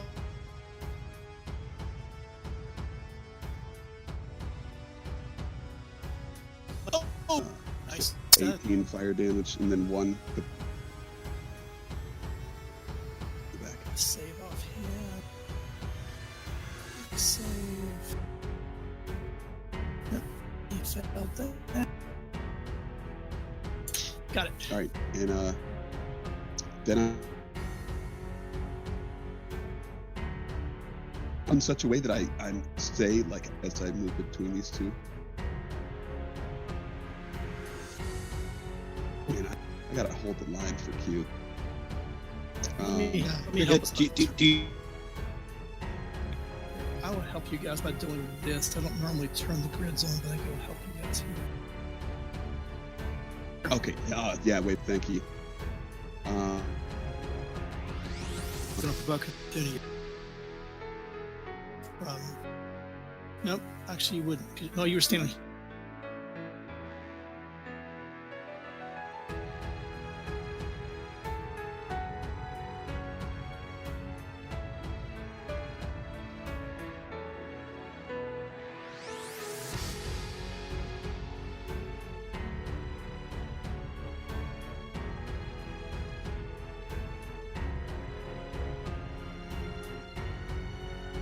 Here, right? here, attack. Now, Right. well, No, well, you don't. so I'm Just gonna, check.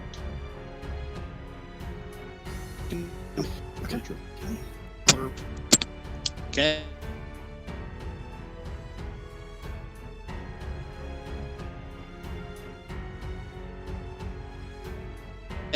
okay. Sharp.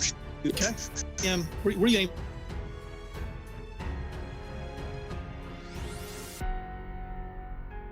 Right now, just center mass. Your arrow.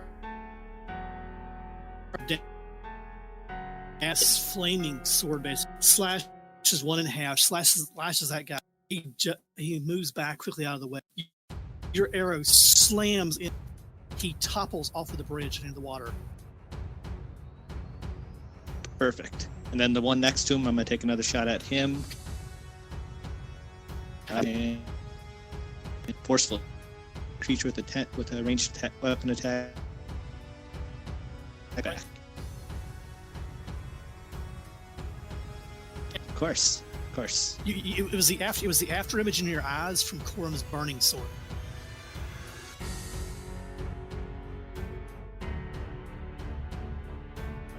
Running with, or I guess I'll gallop my horse back. Are we on the horses right now? I assumed you were. Okay. I don't know how much movement a horse has, Yeah, but I just assume use- it's just at use least your 35. Just use your 30. Or whatever, Okay, your, well- whatever your typical movement is. Yeah, I have 30.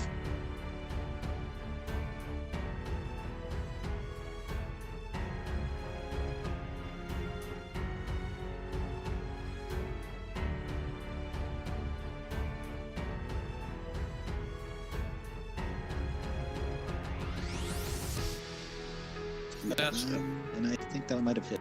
16 hits you. Barely.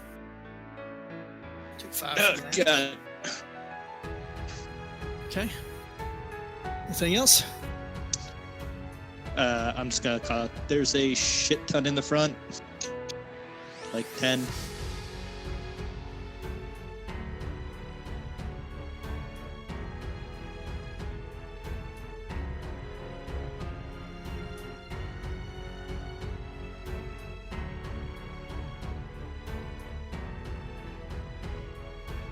Grun.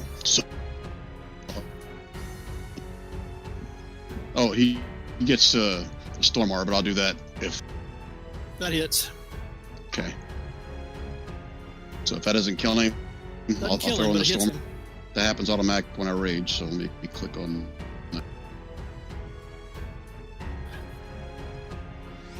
C13 saving throw.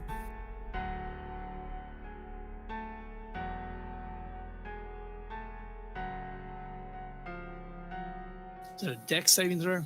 Yeah. That's what I thought it was. Yeah, he failed. So another 4 points. You're not looking so good. Do I want to charge after the other 4? Fuck it. I'll kill him off because if I don't, Quorum will kill him. Can't let Hey, Quorum Quorum! kill the kill. Hey, Quorum, you want this one? This one right here? Gorm will ignore Grunt. Concentrate on the massive creatures threatening his party. I'm assuming that last one probably takes care of him. Yes, that takes care of it. All right, so then I will take the rest of my movement to run back here towards the other guys. 2, 3. Yeah, there's more back. That's shit. Not quite a shitload, but almost. That's my turn. Okay. Lightning. There are lizards to your left, lizards to your right, and party everywhere. Ah! Party hard.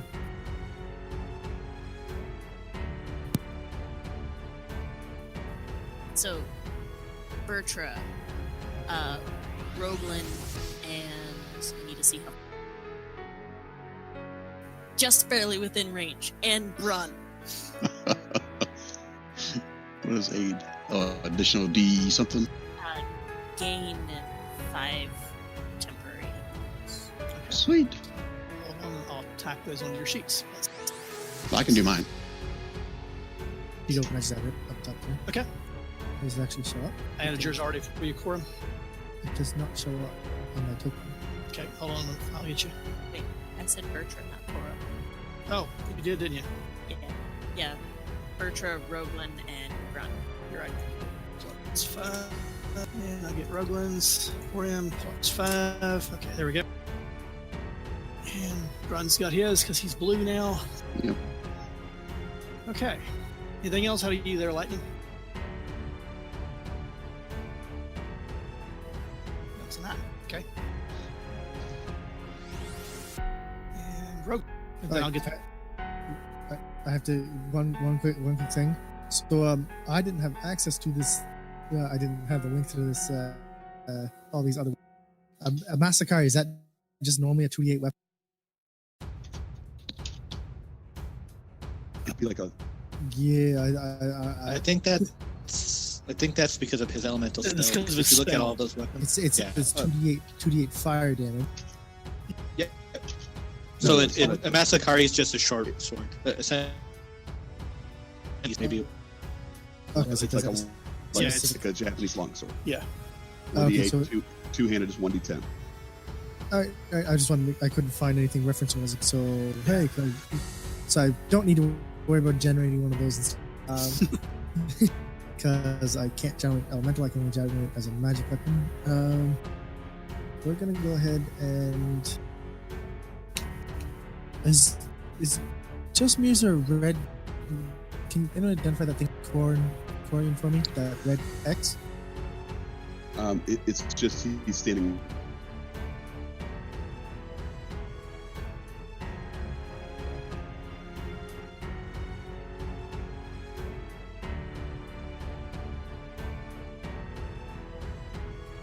On a deck. Yeah, he's staying on the deck. Okay. He's still that too. Best. That's done. And then I'm gonna repeat on in front of Bertra. Nice. And the one that just died is the humanoid figure. Yes. So it is going to hold on. Switcher. It is going to rise from its course as a specter, gain temporary hit points equal to 3. It gets its own initiative and its own strength. I can imagine Bertra's freaking out right now. It's like, what the fuck is this? Okay, I'm gonna mark that one. Let me. Its hit points is only 3. Yeah, But I set the hit points. I just gotta set the condition on it. it gains a special bonus to attack rolls equal to my charisma, so it'll get a +3 to its attack rolls as well. I'm gonna mark it as unconscious. It's kind of a cool ability. I didn't see that one before. His Bertra just kind of does zombies, yeah. And the end step of my turn is gonna be me. I don't have a weapon out yet, so I'm going to back, and I'm gonna tell it to essentially sick him. I'm sicking on Bertra. No, on the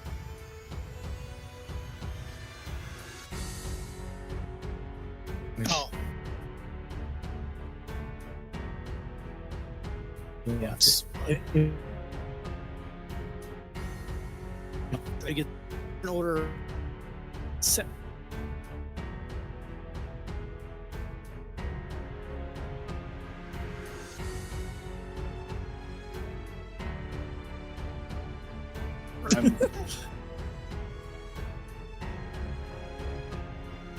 Anyone who I saw Bertra smack. You guys can call me a kill stealer if you want. I'm just trying to Wait, no, that limit was- numbers here.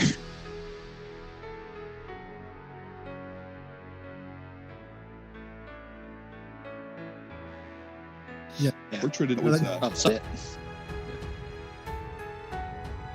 Not adding. Okay, you nail it, and it collapses. Perfect.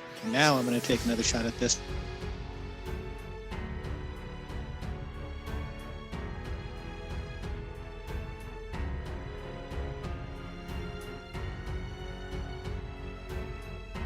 Shove it off. And then the forceful shot is no save.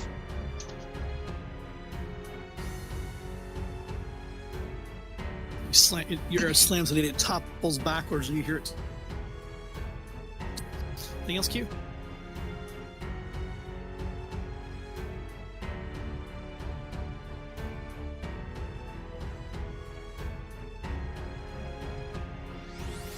Okay. Because I imagine Grun's about to get wailed on.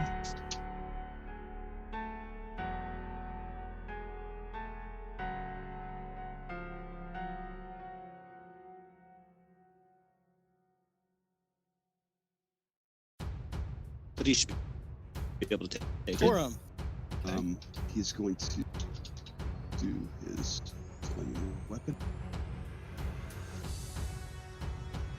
12 fire damage. And then this time he's going to do the flaming weapon, but he's also going defensive flourish.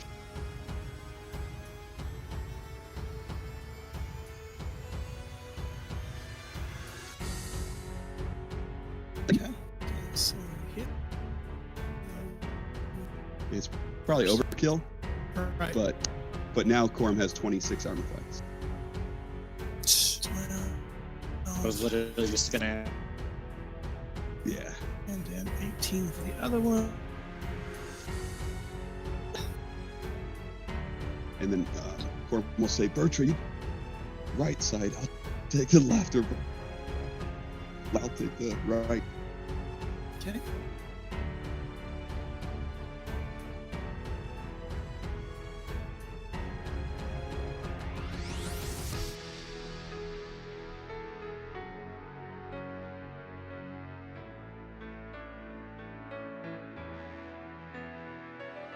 And hold on. Now, if you I thought it was much.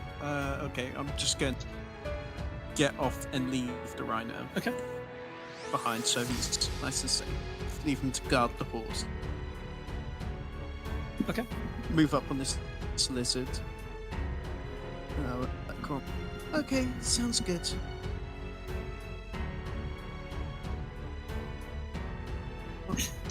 Get surprise. Concedes.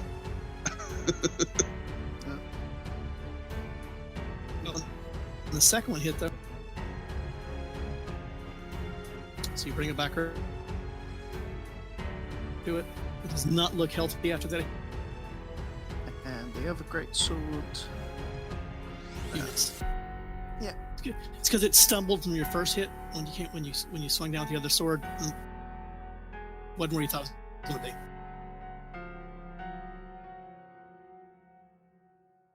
And that's it for turn. Yeah.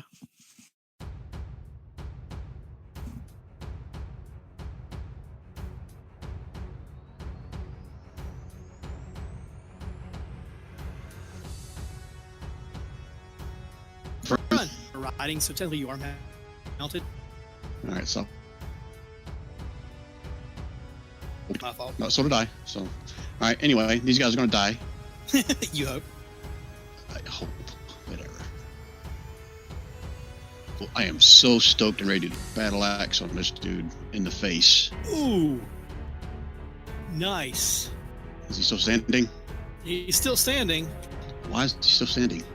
because you didn't kill him. So my second attack. So this is what I whispered to you a while ago. So earlier you guys are questioning what my headbutt on why, because that's a bonus action. All it is like a punch. Right. It's 1 plus strength plus rage if I Yeah. was. Horns is an actual attack where it's got damage on it. And that's what you'll see. He takes up the horns, some horns to the face. There you go.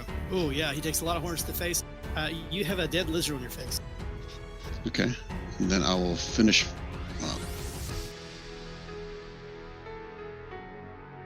Ornament. And now I'm going to do my bonus action, hammering horns. Okay. Just so show you guys a set. That's where it's just a static damage. Is that damage of 7? Oh, that's what it was. It's just Yeah. Yeah. Okay. Anything else from you, Gron? I'm liking it. You're liking it.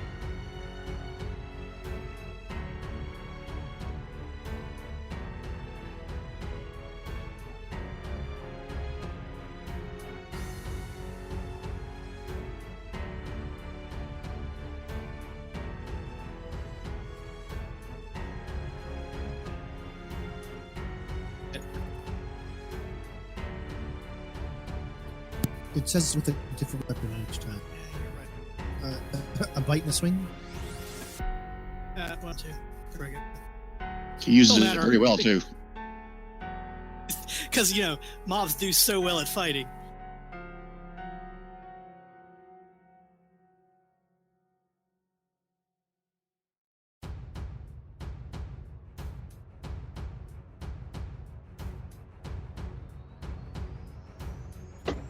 Will. Ooh, a new monster. swings and misses horribly at Bird.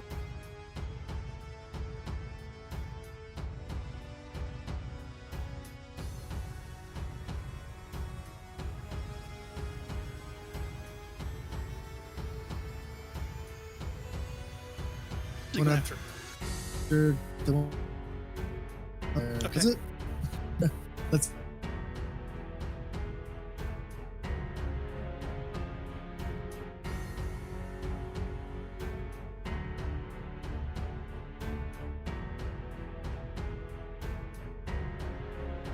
When the bite. Okay. Oof. You rolled double twos. That I- oh.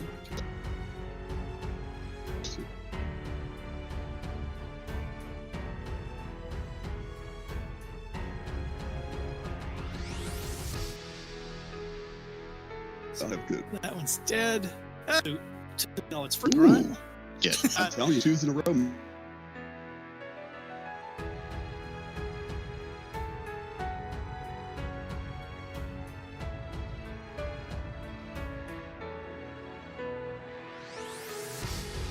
Man, we knew it was coming.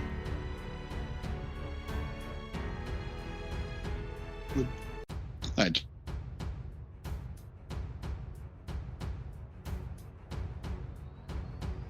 scrimmage.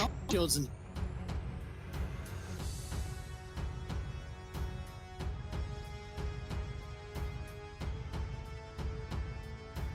javelins. What? Throw, you're I up. just have to vote on Uh, screen. he's- See who's fighting. Lightning set you on fire. Again. Go ahead and I'm gonna summon my halberd. Oh, see, I keep clicking that. I'm just mean to be bringing it Yeah. up because Well, actually, no, it's not spelled. it's not spelled. Yeah, you're fine. Yeah. Okay. So halberd my action, and then I'm gonna move it in front. I need to measure a little bit. Sorry.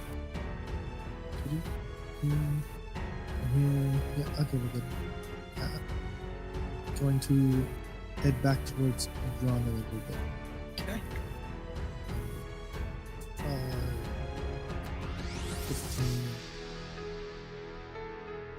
That's good.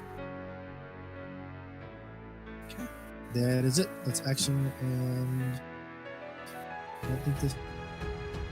Nope.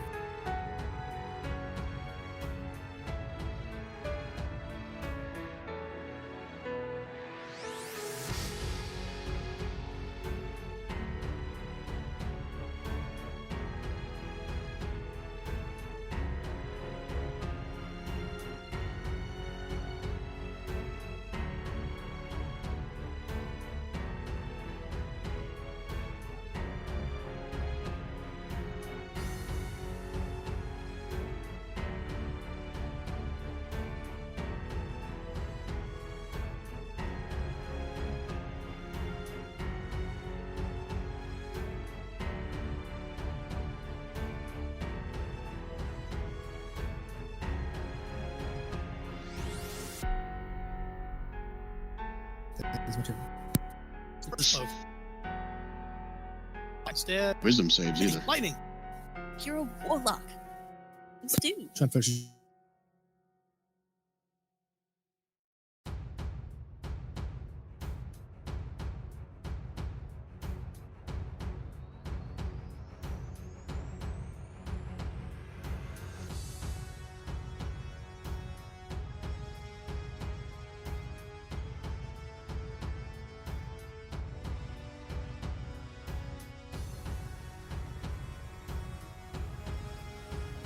Just talk about Yeah, the first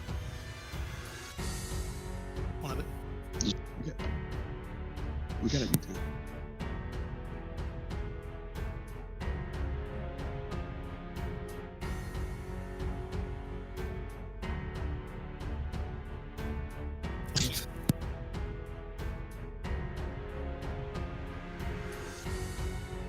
Yeah. The lightning. Give the ring.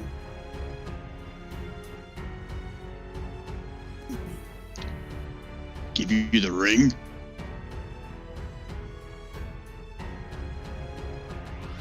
Toss it.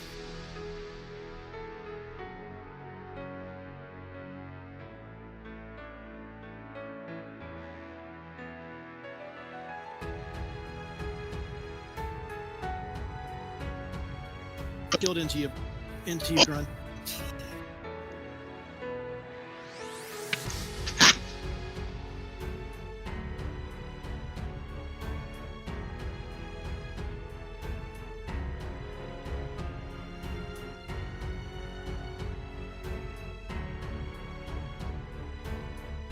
Q. By hell, which is Q's gonna. I'm done. Yeah.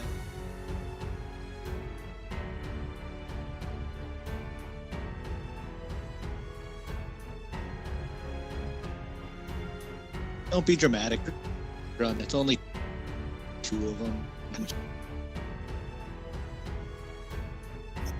Sorry. 1%.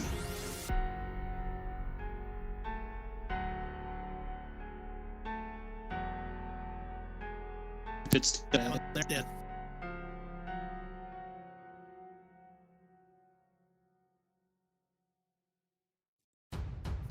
Okay. be like that Oh. one. It's gonna move. It's okay. That's my turn.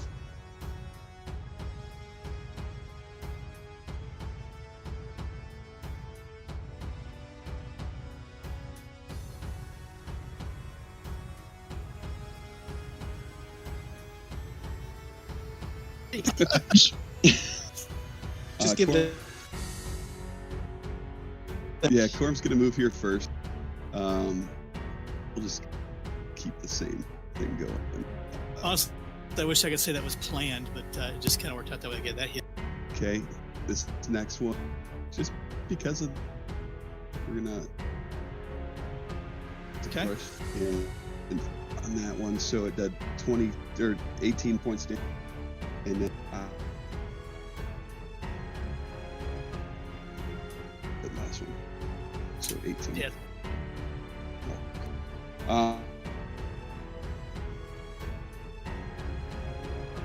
Okay. One more time. Okay.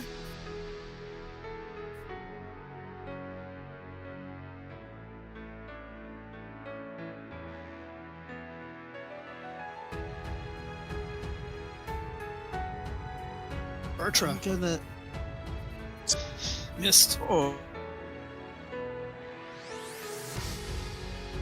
That That one. hit. You're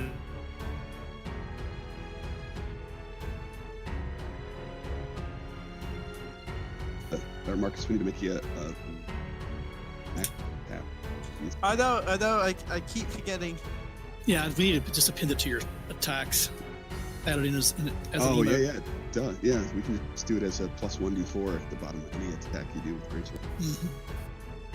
Sorry, I just keep forget to doing it. And she's going to swing lazily back to chop off that one's head. Okay. Or try to. Oh, and succeeds with doesn't chop off the head, but rakes it down the side pretty good. And that will be it for that turn. Grun.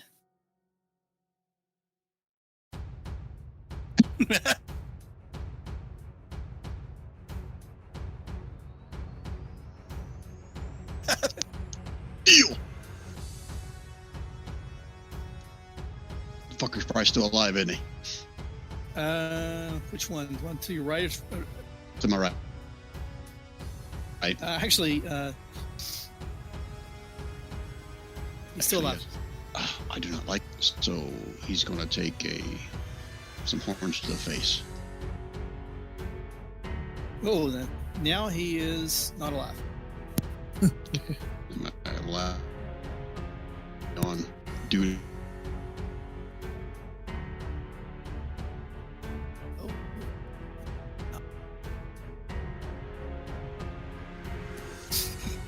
Don't anybody shoot!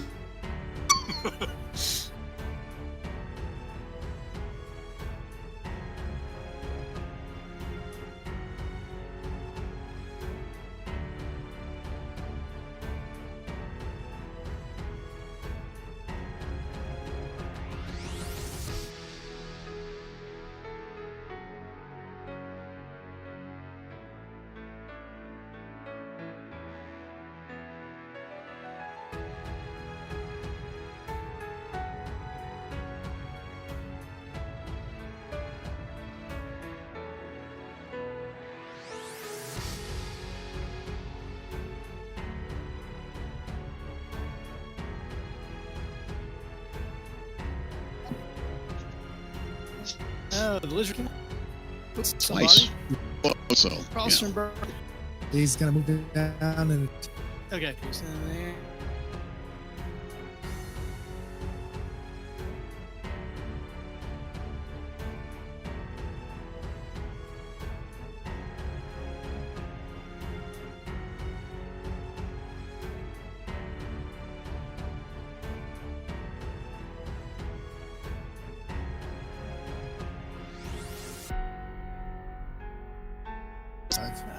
Kills it. I was like, can you do the second? No. No. It's continue. He's gonna. Mark. Right. So he gonna. Oh, it's a spirit too. By the way, it doesn't look. It's like At a 4, he ain't figuring out. Does it get an opportunity back? No, Okay.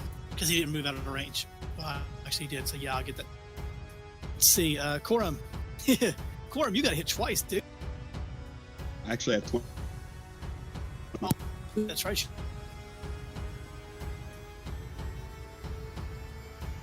Hola! Good damage. Okay. He's a grunt.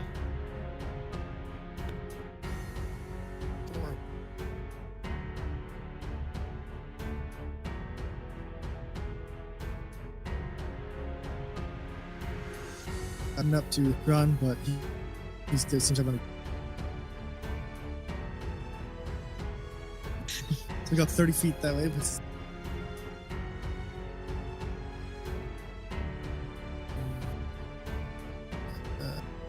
yeah, we'll go. Yeah, from here, we'll just do another edit. It's targeting.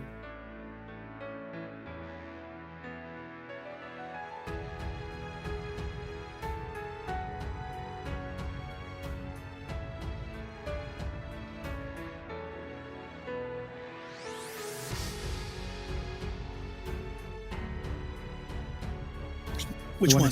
next to Kills shot. Okay, that hits. Okay.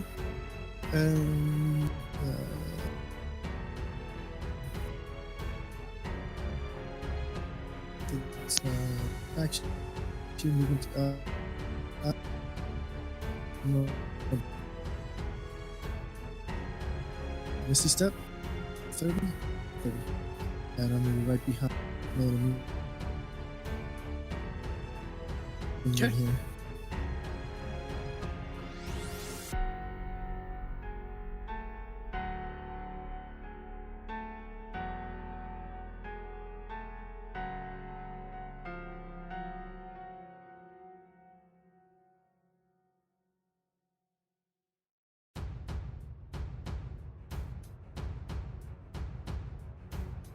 What is it like? Fancy man with pointy.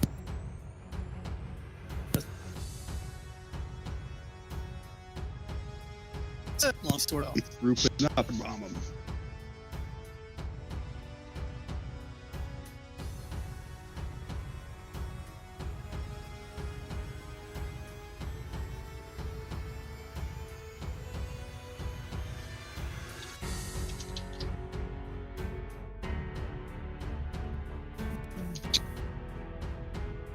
Doesn't it?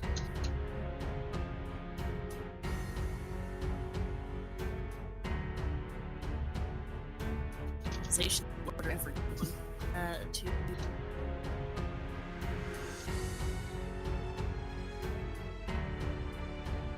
To which? Sorry, I have the arrows.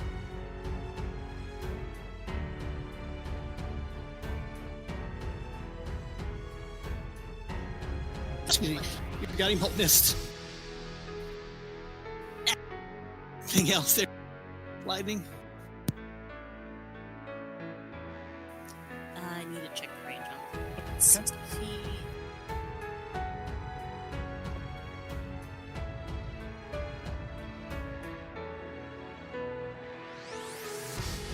Perfect.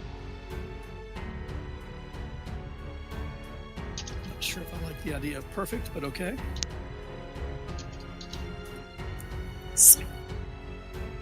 Oh, spiritual weapon pops out and slams into that guy. 4 points of damage. So glad I have spells.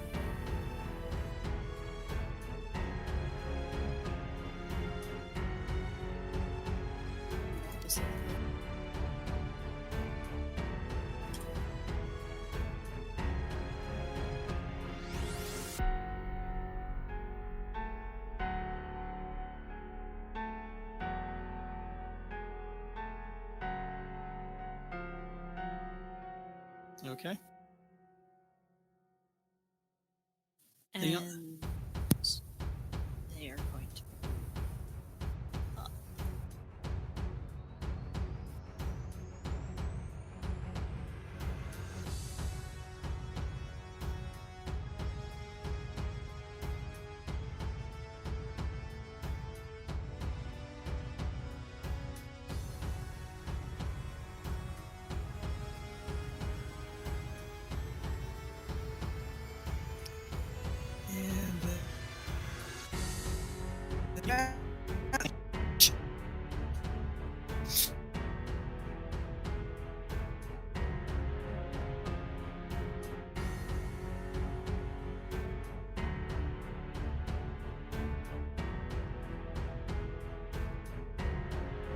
Spikes and so when it managed to foul its shield in such a way that it's stuck.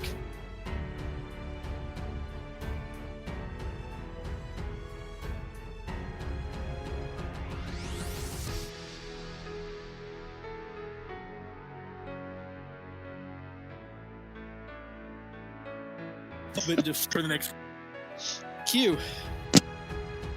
Well, seeing that Grun clearly has everything handled up there, he is going to back on top of this and start taking shots at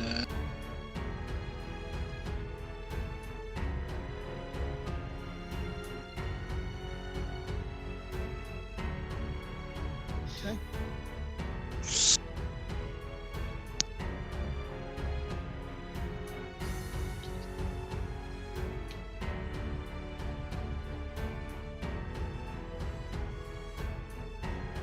Oh. So I accidentally had it set to self, so you probably didn't see that, but I rolled in at 1. At 1. Yeah. Okay. So let's see. Straight shot from Q to him.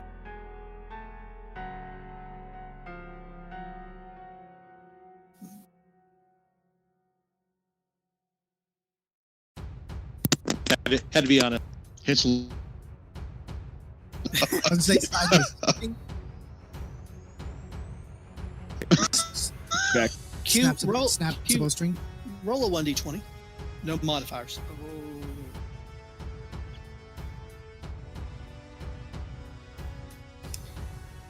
When you shoot, the reason you didn't get it shot off is the arrow is one of the ones you had manufactured, and the knock was loose on it, and it fell off the string, causing your bow to dry fire, and the bowstring. Ooh. Well, And you take the damage from that attack. Jesus. All sharpshooter too? No, just the Okay. just the standard area damage. That's about to be a painful mistake.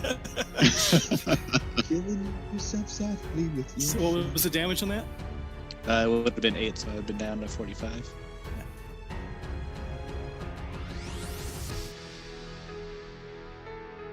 Okay.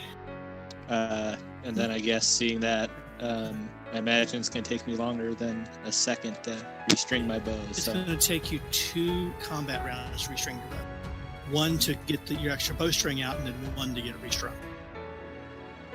well, in that case, I guess I will start doing that and be like, you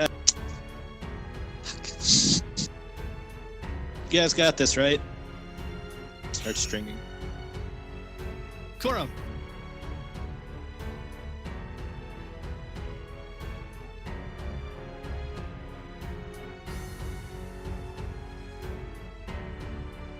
Send it right. Fire all three of them.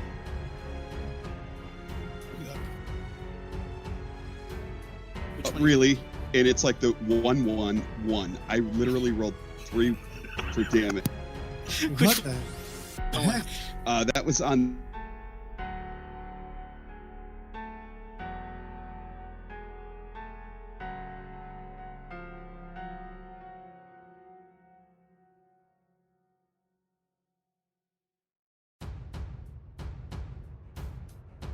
Damage. No, it's That is which he failed. I don't know if that That's kills the guy or not. the one in front of you. Yeah. Doesn't kill him, but it puts him down further.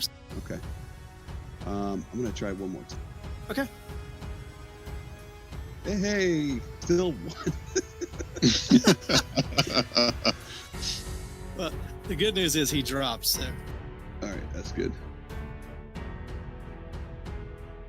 And he saved. Okay. I'm gonna slide in this way. Okay.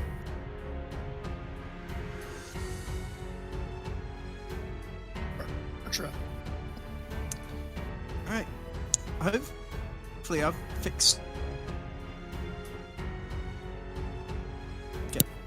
Yeah. Add the D4. I'm going to whack this guy. Nice hit. Yeah, and it does work. Ones. Jesus. Nice. Perfect. Yeah, And dice are not liking you guys. No. she's going to try and, when she brings it back down, smack him with the flat of the sword to try and knock him out. Okay. Rogan, right? Ooh. Rogan, yes. Oh, she's going to do that the one for it. to Rogan. He just, brought forth some demonic spirit. Oh. Figured he's not liking that. She's going to take Rogan out.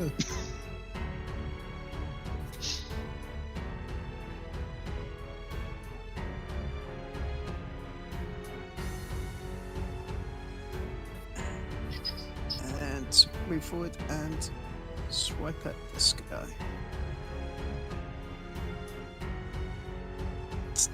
More ones. This is a lot of ones. Like they're literally just scroll up and 1, 1, 1, 1, 1. Yeah. Hey, my other attack was. It was Better 1 than plus 1 1 plus plus 1. 1 plus 2 plus 2 plus 1. Those were my. Okay. I'm gonna say, guys, I got one prisoner. No need to take the rest alive.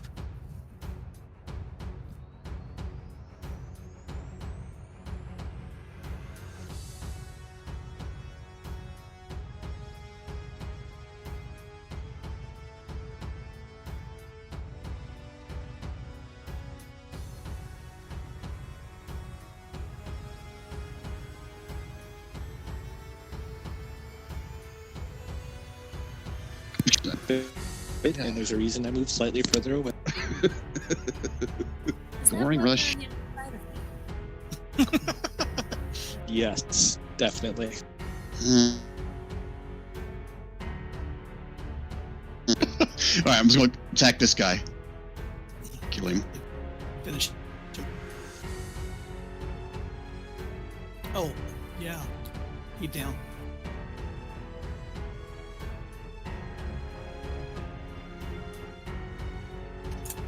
But I'm not, because I got the attack.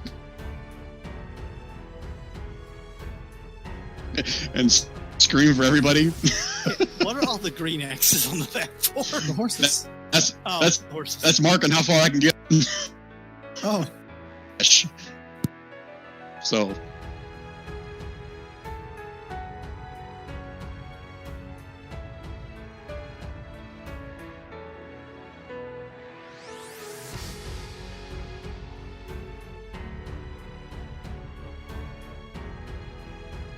I'm gonna beat you. Yes. Around this.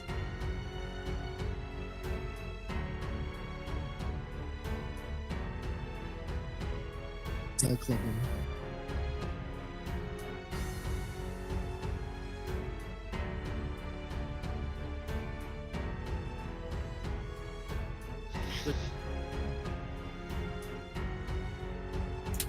Corum, from your Well, it perspective, doesn't look like you.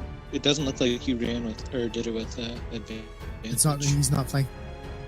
Man, don't- No, he's not. I know he's not flanking. He's not flank. He's not flanked right now. Okay. From your perspective, Corum, a semi-translucent lizard man has stepped in beside.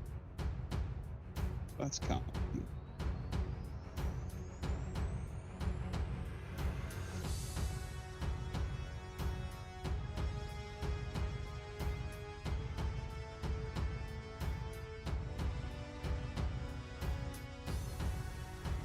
Let's Uh, move Sure. on. Yes, flanking.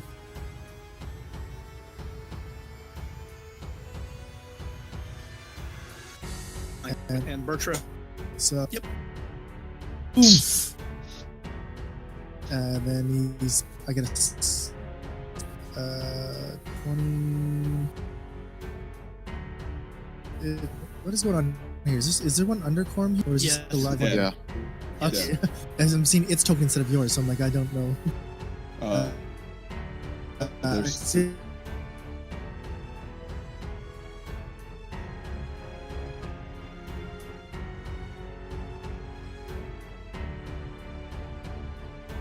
the only two. That we- right there, which then gives me a flank on this guy. Yep. And give him away. Okay.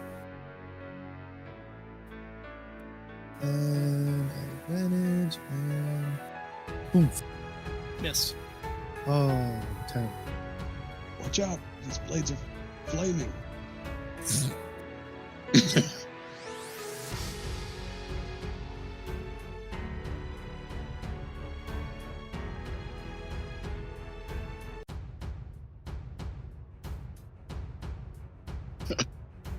Corum. Yeah, does no good.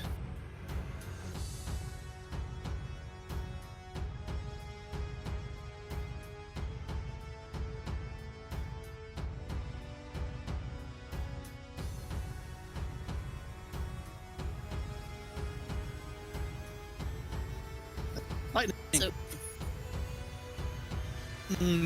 No. The physical.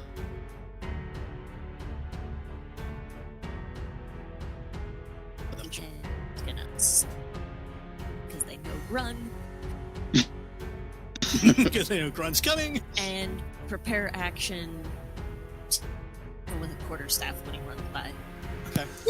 Now, are you going to use your spiritual weapon as bonus? Yes. You can move, I think, what, 20 feet or something? Technically, you could use your reaction on me too. Yeah, you could technically Eldritch Blast twice and use your spiritual weapon and still club Grunt as he runs by. In one go. It's all possible. It's lovely. Spiritual weapon. Okay. Misses. Wait, did you say and then I could Eldritch Blast as well? Yep. You can shoot 2 Eldritch Blasts, use your spiritual weapon, and smack Grunt as he runs by. It's a can. combination. And you can. Exactly, yeah. You got 30 feet of movement in there, too. Oh no! Oh, oh! Which one were you blasting? Woo-wee. Roglin, Yeah. I'm your sorry. hair is a little shorter now. It's a little fried. No damage, but you're a little fried on one side.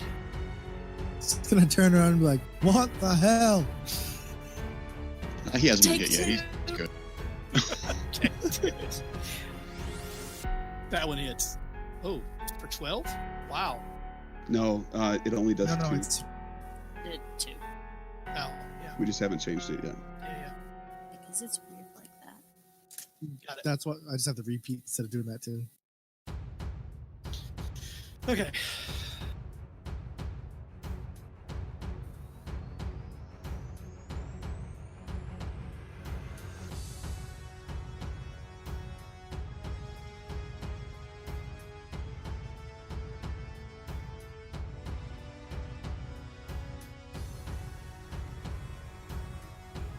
Oh, yes. No. Wait. It's Yeah. Never mind. Discount. I Cast would shield not is a do- level 3. Yeah, you're taking 3. Yes. Oh, because of Warlock, you can only cast spells that, like, yeah. Yep.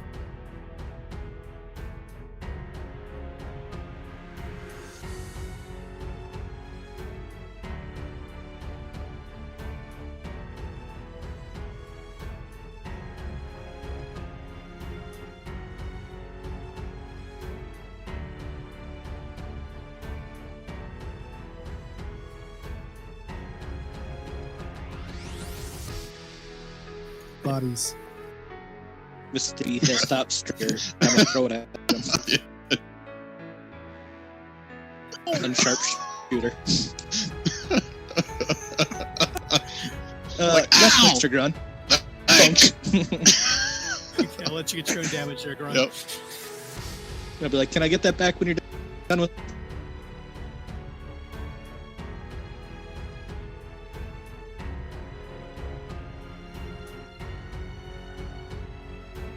Sorry, since there's two left. Jason, can I participate just into... Alright, just kind of that ring, draw my ring. I'll do a booming blade down the... Ooh, 20. Ooh, wow.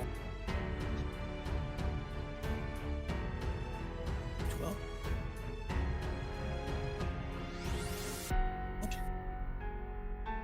What's the extra thunder damage Nine. about? It was alive and moved next round. Oh, that's right. Okay. Still alive. Really? Yeah. How many damage? Okay. Trying to beat Bertra in this contest.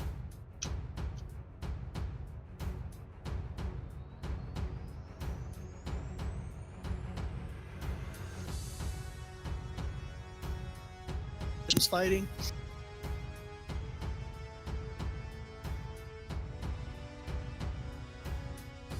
Fuming. From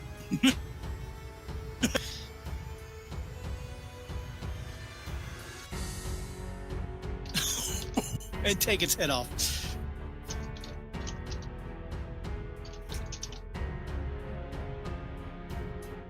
Corum.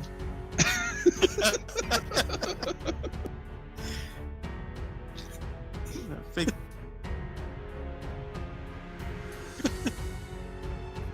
Yeah, you do. I have a great sword. Bertra. Ooh!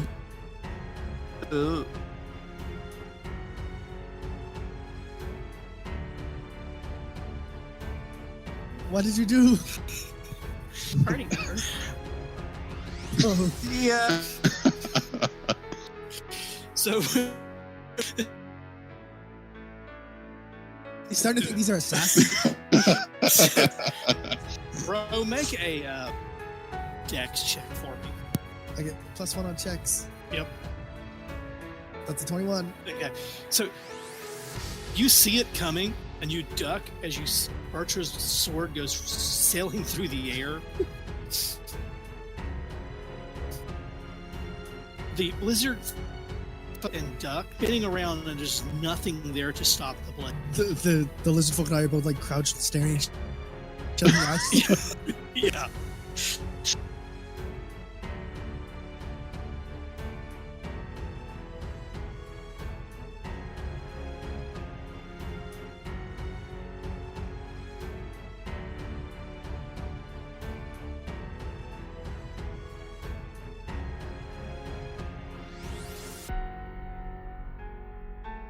Run. Oh, I get that. Dudes. All right, so okay, just so I'm clear, bro. Did you ever tell us that you could like bring back spirits, have them do your bidding? Nope. All right. So this freaking ghost is getting smashed with That's the ghost here on this side. Fine, Also- so I'll hit him as I go by. Is it difficult terrain for you to pass over this stuff? I still got plenty of movement. Alright. I got another 40 feet from this. From that point. Jesus. So I'm doing the goring rush on your little dude. It just vanishes. Spirit gone. Gone. And I guess I can finish my movement, but it'd be difficult terrain unless I just want to knock Corum over. I'm going in a straight line. So typically go past party mode. yeah, but I'm going in a straight line. Affected by monster. You're also on a corpse. Yeah, it's going to make it a difficult terrain, but that's still got plenty of movement. It'd be 45 to stop at the one after him. All right, if Jason allows it, that's where I'll move to. Okay, go for it. Corum, look out! Corum sidestep grunt as he goes flying by. Nope. Don't have to worry about that one anymore, Corum. I got him. Talking about the spirit thing. Yeah, He's dead. yeah, he's dead. It's like it's Roland. Before rolling attacks, I just want a free action. Roll. These things come back as spirits. Look out. Rogan's just gonna roll his eyes, be like, "Oh god, this is nice guy." And then he's going for 2 halberd attacks on the one in front of him. Okay, Almost. misses. Wow, Misses. this is garbage. You're rolling with advantage too. Am I? Yeah.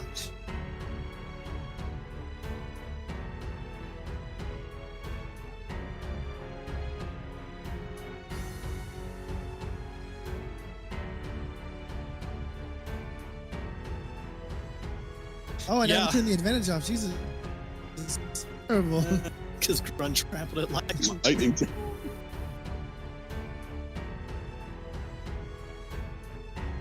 No, this one singes. Jeez. And Two. it's extra powerful as well. Yeah. 1 damage. Oh my god.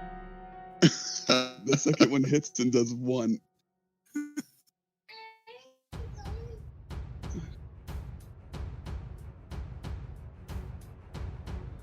But it says it's Doubled. Yeah. Actually, done 8 damage. 7, double that damage. It's additional. It's dead. Didn't even need Spirit's Weapon. Although Spirit's Weapon was kicked up slots, please. Man, you got critical success on, and then +1 and +1 spell level on the next 2. That was Yeah. good. And Yes. still managed to roll ones. That was your For third. sure that maybe I think that was a draw. I might have even got that one. Is there anybody left? Is it? All right, I'm okay. As he goes by, yeah, Rogan will totally. Okay. This Bertrand will try and trap him. Whatever you guys want to do. Yeah, the halberd misses. The Elder's Phrase Blast misses. That misses. That misses. Bertrand, give me a deck, whichever you got better at. I think it's about these. Sorry. Can't see my athletics. next 10 rounds, buddy.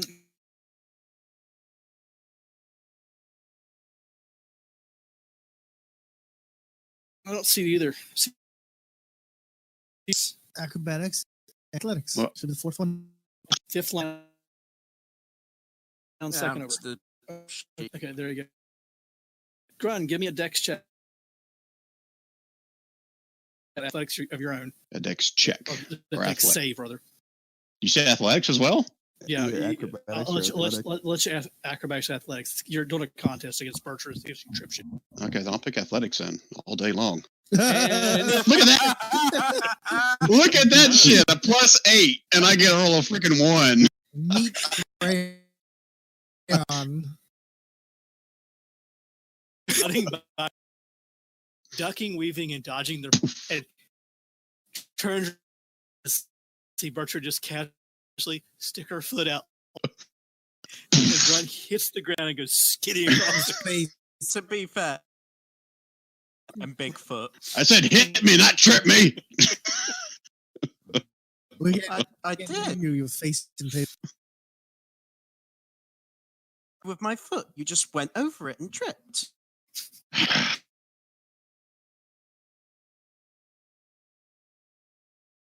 Right, just go.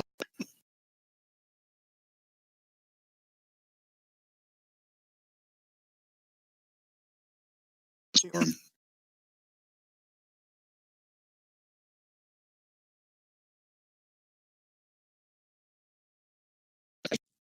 I was just trying to help out. Like,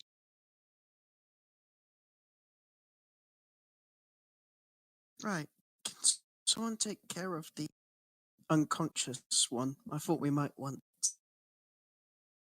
I'm not saying Rogan's gonna.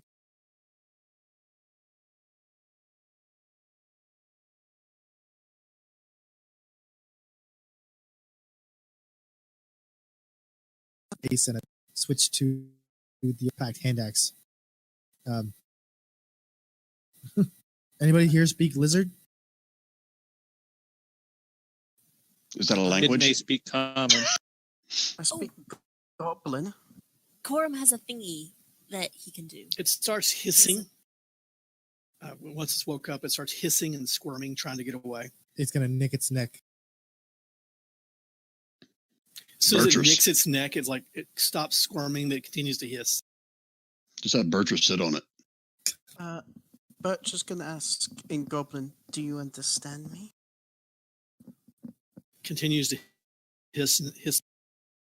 In common, Q's gonna say, "Do you speak common by chance?" Keeps hissing. Corum! Do you speak battle axe?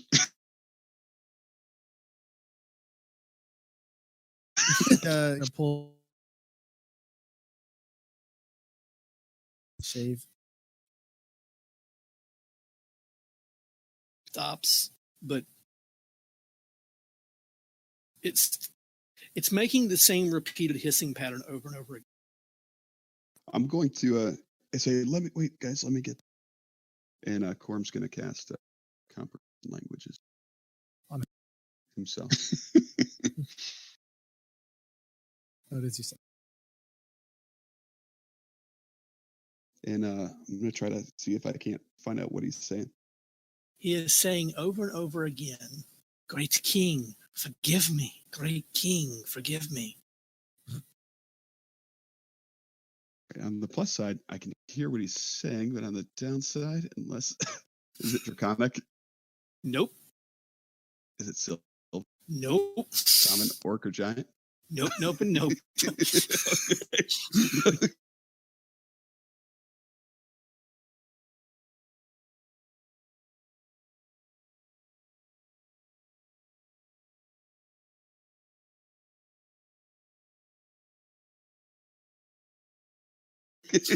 I'm I think if it'd been any of those languages, I'd have Okay. infernal. Nope. on the death language. He king, forgive him.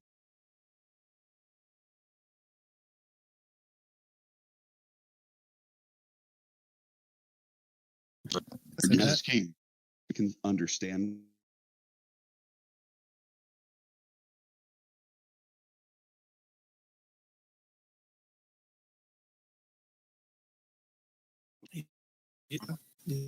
All right. Yeah. So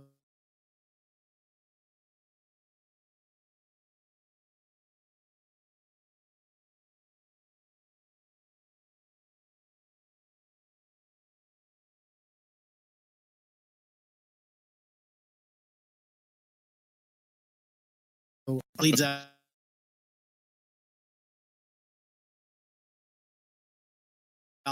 Dies. that's that. And, oh, that was a waste of time. And he's going to clean them and go, how about we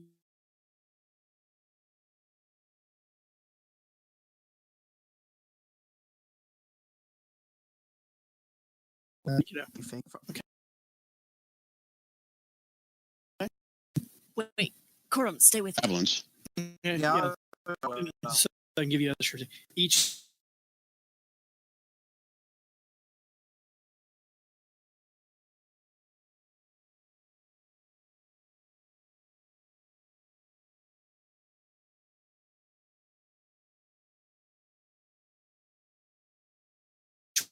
one scattered around the bridge there, 20 Are clubs. they in? I'm Back.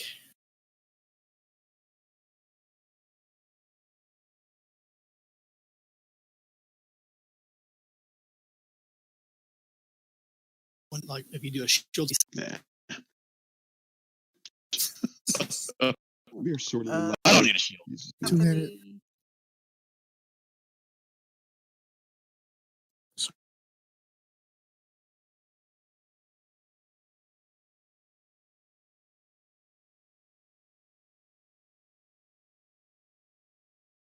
Get one. I have one.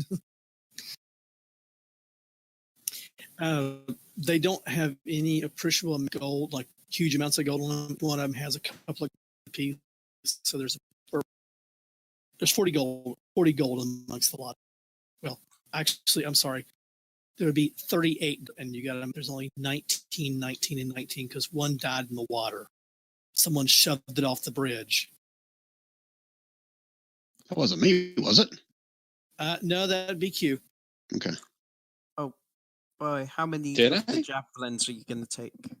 Yeah, I remember you shot it and knocked it off the bridge, and it killed it. Fell in the water. Oh, No, it came- that's the only one I. Yeah.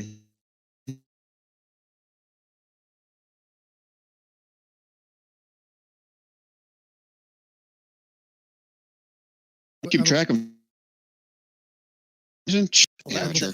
Keeping track of them was the easy part. It was seeing where you guys were moving.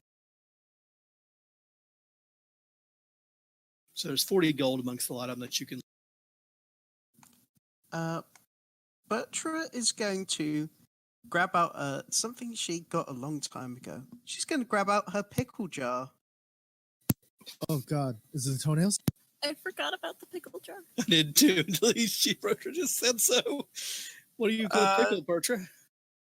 I'm going to pickle some hands. I mean, there's too many heads.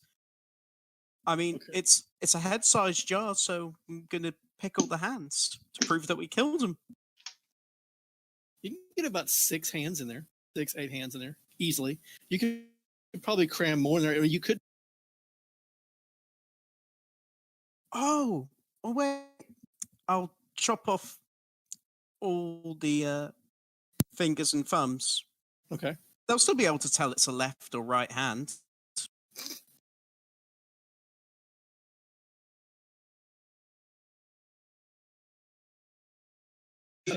A pickle jar full of fingers. Oh no, just the palms. Oh, okay. That's even worse. Okay, so Marcher's off collecting mementos of the fight. I know why, but what are the rest of you doing? I know someone cast Speak with Dead. That would be me.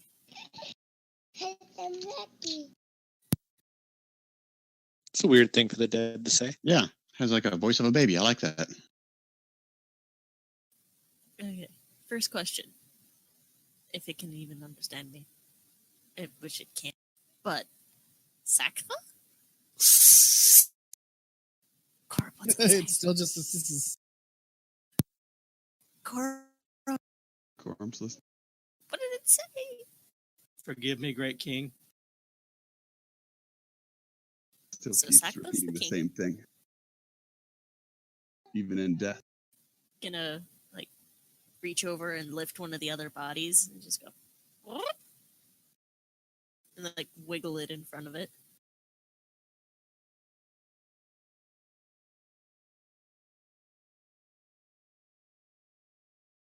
It doesn't seem to react to that. It just keeps saying the same thing over and over again.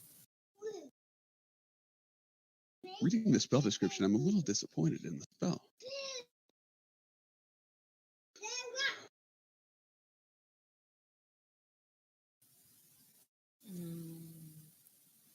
Ambush.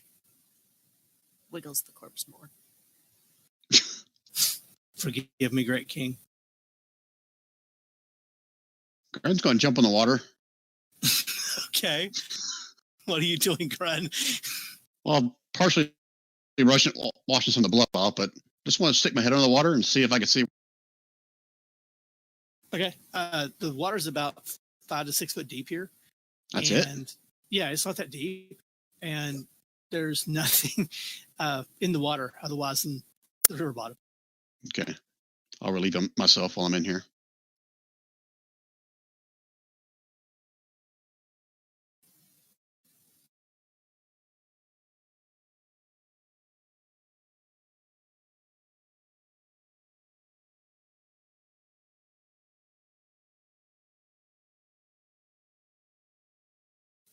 So you mimic me and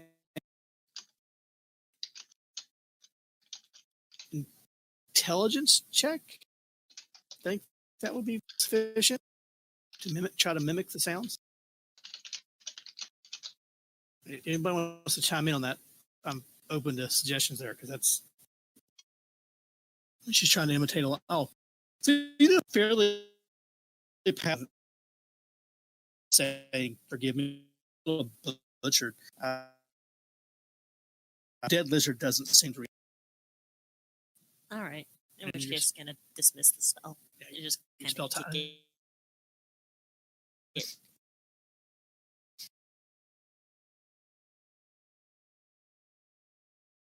Now I know how to say "Forgive me, Great King" in Lizard.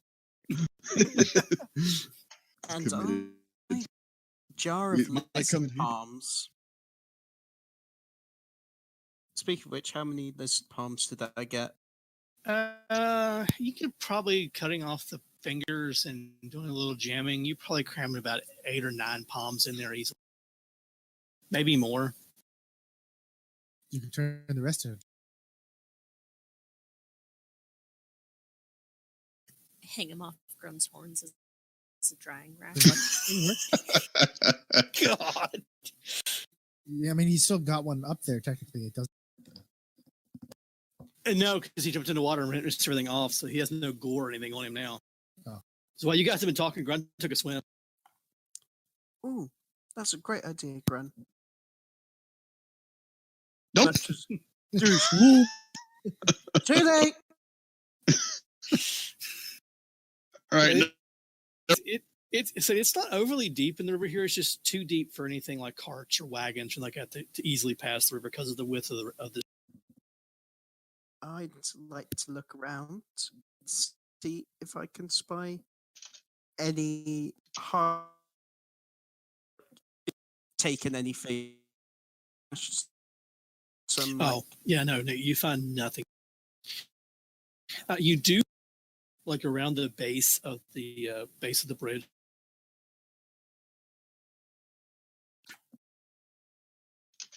Had meals, things like that. It's fairly obvious this was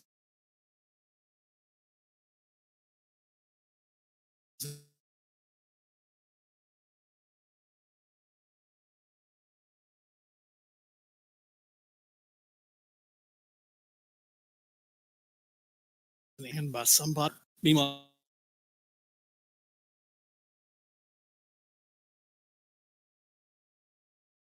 Grunt is playing this to row.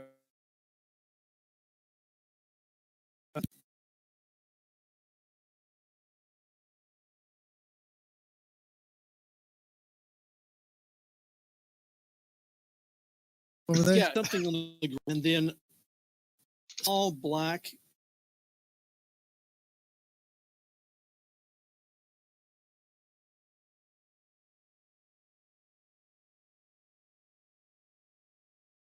And you, Sounds. yeah, Grunt disappeared into the outhouse.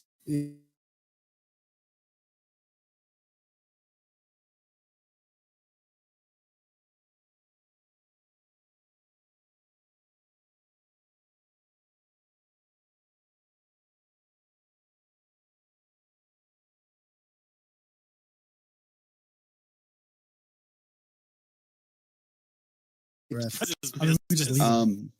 Anyone want to take a? Bertram,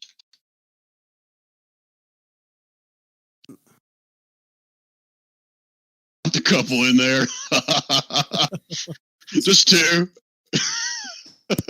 You disgust me. Ugh. So much. Is my outhouse big enough for virtual? Oh, She okay. Here, have to squeeze in there. see if I can grow it any. It's going to be dead body. hard to grab the toilet paper and stuff. Yeah, it'd be a little tight in there for Bertra. Toilet paper. What? I was gonna say you act like Grun's gonna have some. Well, no, Gertrude, the, Gertrude, thank you for your help. He holds out his hand. don't chicken. yeah, well, the outhouse comes fully equipped. So, I mean, there is toilet paper in it. Oh, but okay. Grun probably doesn't know what it's for. Is he eating it? Ooh, this is a little chippy thing. It's delicious. There's parchment paper in there in case you got to write a note. And there's even something you can write with. This whole time we didn't know it. Grun's actually very eloquent. He sits inside his outhouse. He's writing poetry, stuff to make Corum weep. He's writing it with his poop. Oh gosh. All right, I'll make it disappear. No one else wants to use it. I mean, Bertram was standing there when the door opened. The whole smell would have hit her. Right in the face, right? Okay, where we at? I just brought, Hey Jason, real quick question. yes. Because I failed to write down. Sorry. How many arrows could I actually make a day with those arrowheads? You said like 5 a day. You can make, 2 to 5 a day, depending on the time. Since you already have the arrowheads, you can make 5 a day. What takes the most, you're taking basically a raw stick, carving it down and getting it straight, and then tying on or gluing on the fletching and all the work. I mean, it takes a good 2 hours by hand to make a single arrow. Holy crap! You never made an arrow? I've I made believe it. It seems like you could streamline that pattern. Well, you can if you do all the work ahead of time, but individually it takes about an hour an arrow. And he's just not very good at it. Plus Yeah, he's traveling. yeah, he's still learning. Plus he's on a horse, right? So Yeah, I think the horse would affect him more. I imagine by now Q's probably made a few arrows in Yeah, his sure. 100 years. you did see what just happened with that. To be That was fair, like- that's actually not one of the ones I made. Any of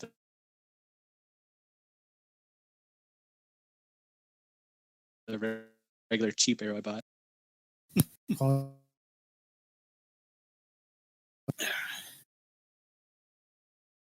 So, How far away from me? Approximately. you are about halfway to. And it was 18 days total. Is what we said. You've been on the road about 10 days. Okay. So you got about 8 days. I said about halfway. Go to the other screen and make sure I move the token. I know how many days you went where.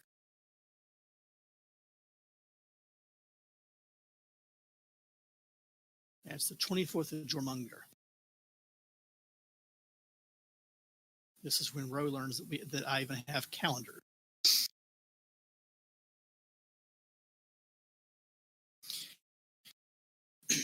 Okay, so what else is we up to as the party continues to travel toward Morford? Resetting spell slots. yeah, Well, and yeah. asking Quick, about Short rest. did I by chance lightning? I've shaved the other side of my head to match for my hair because it looked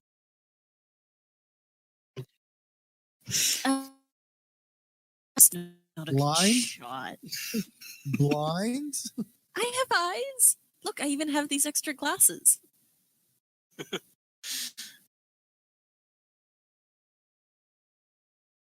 Sure, like lightning. He's not like me. He doesn't need to get hit to keep going. That's just me. I think. Yeah, you're right. Hey, Ro, do we need to hit you so you can keep going? Preferably not. Preferably. That's not an answer. I don't share your kinks. Okay. Unfortunate for you. And this is where we'll leave our intrepid band tonight. Let me stop the recording.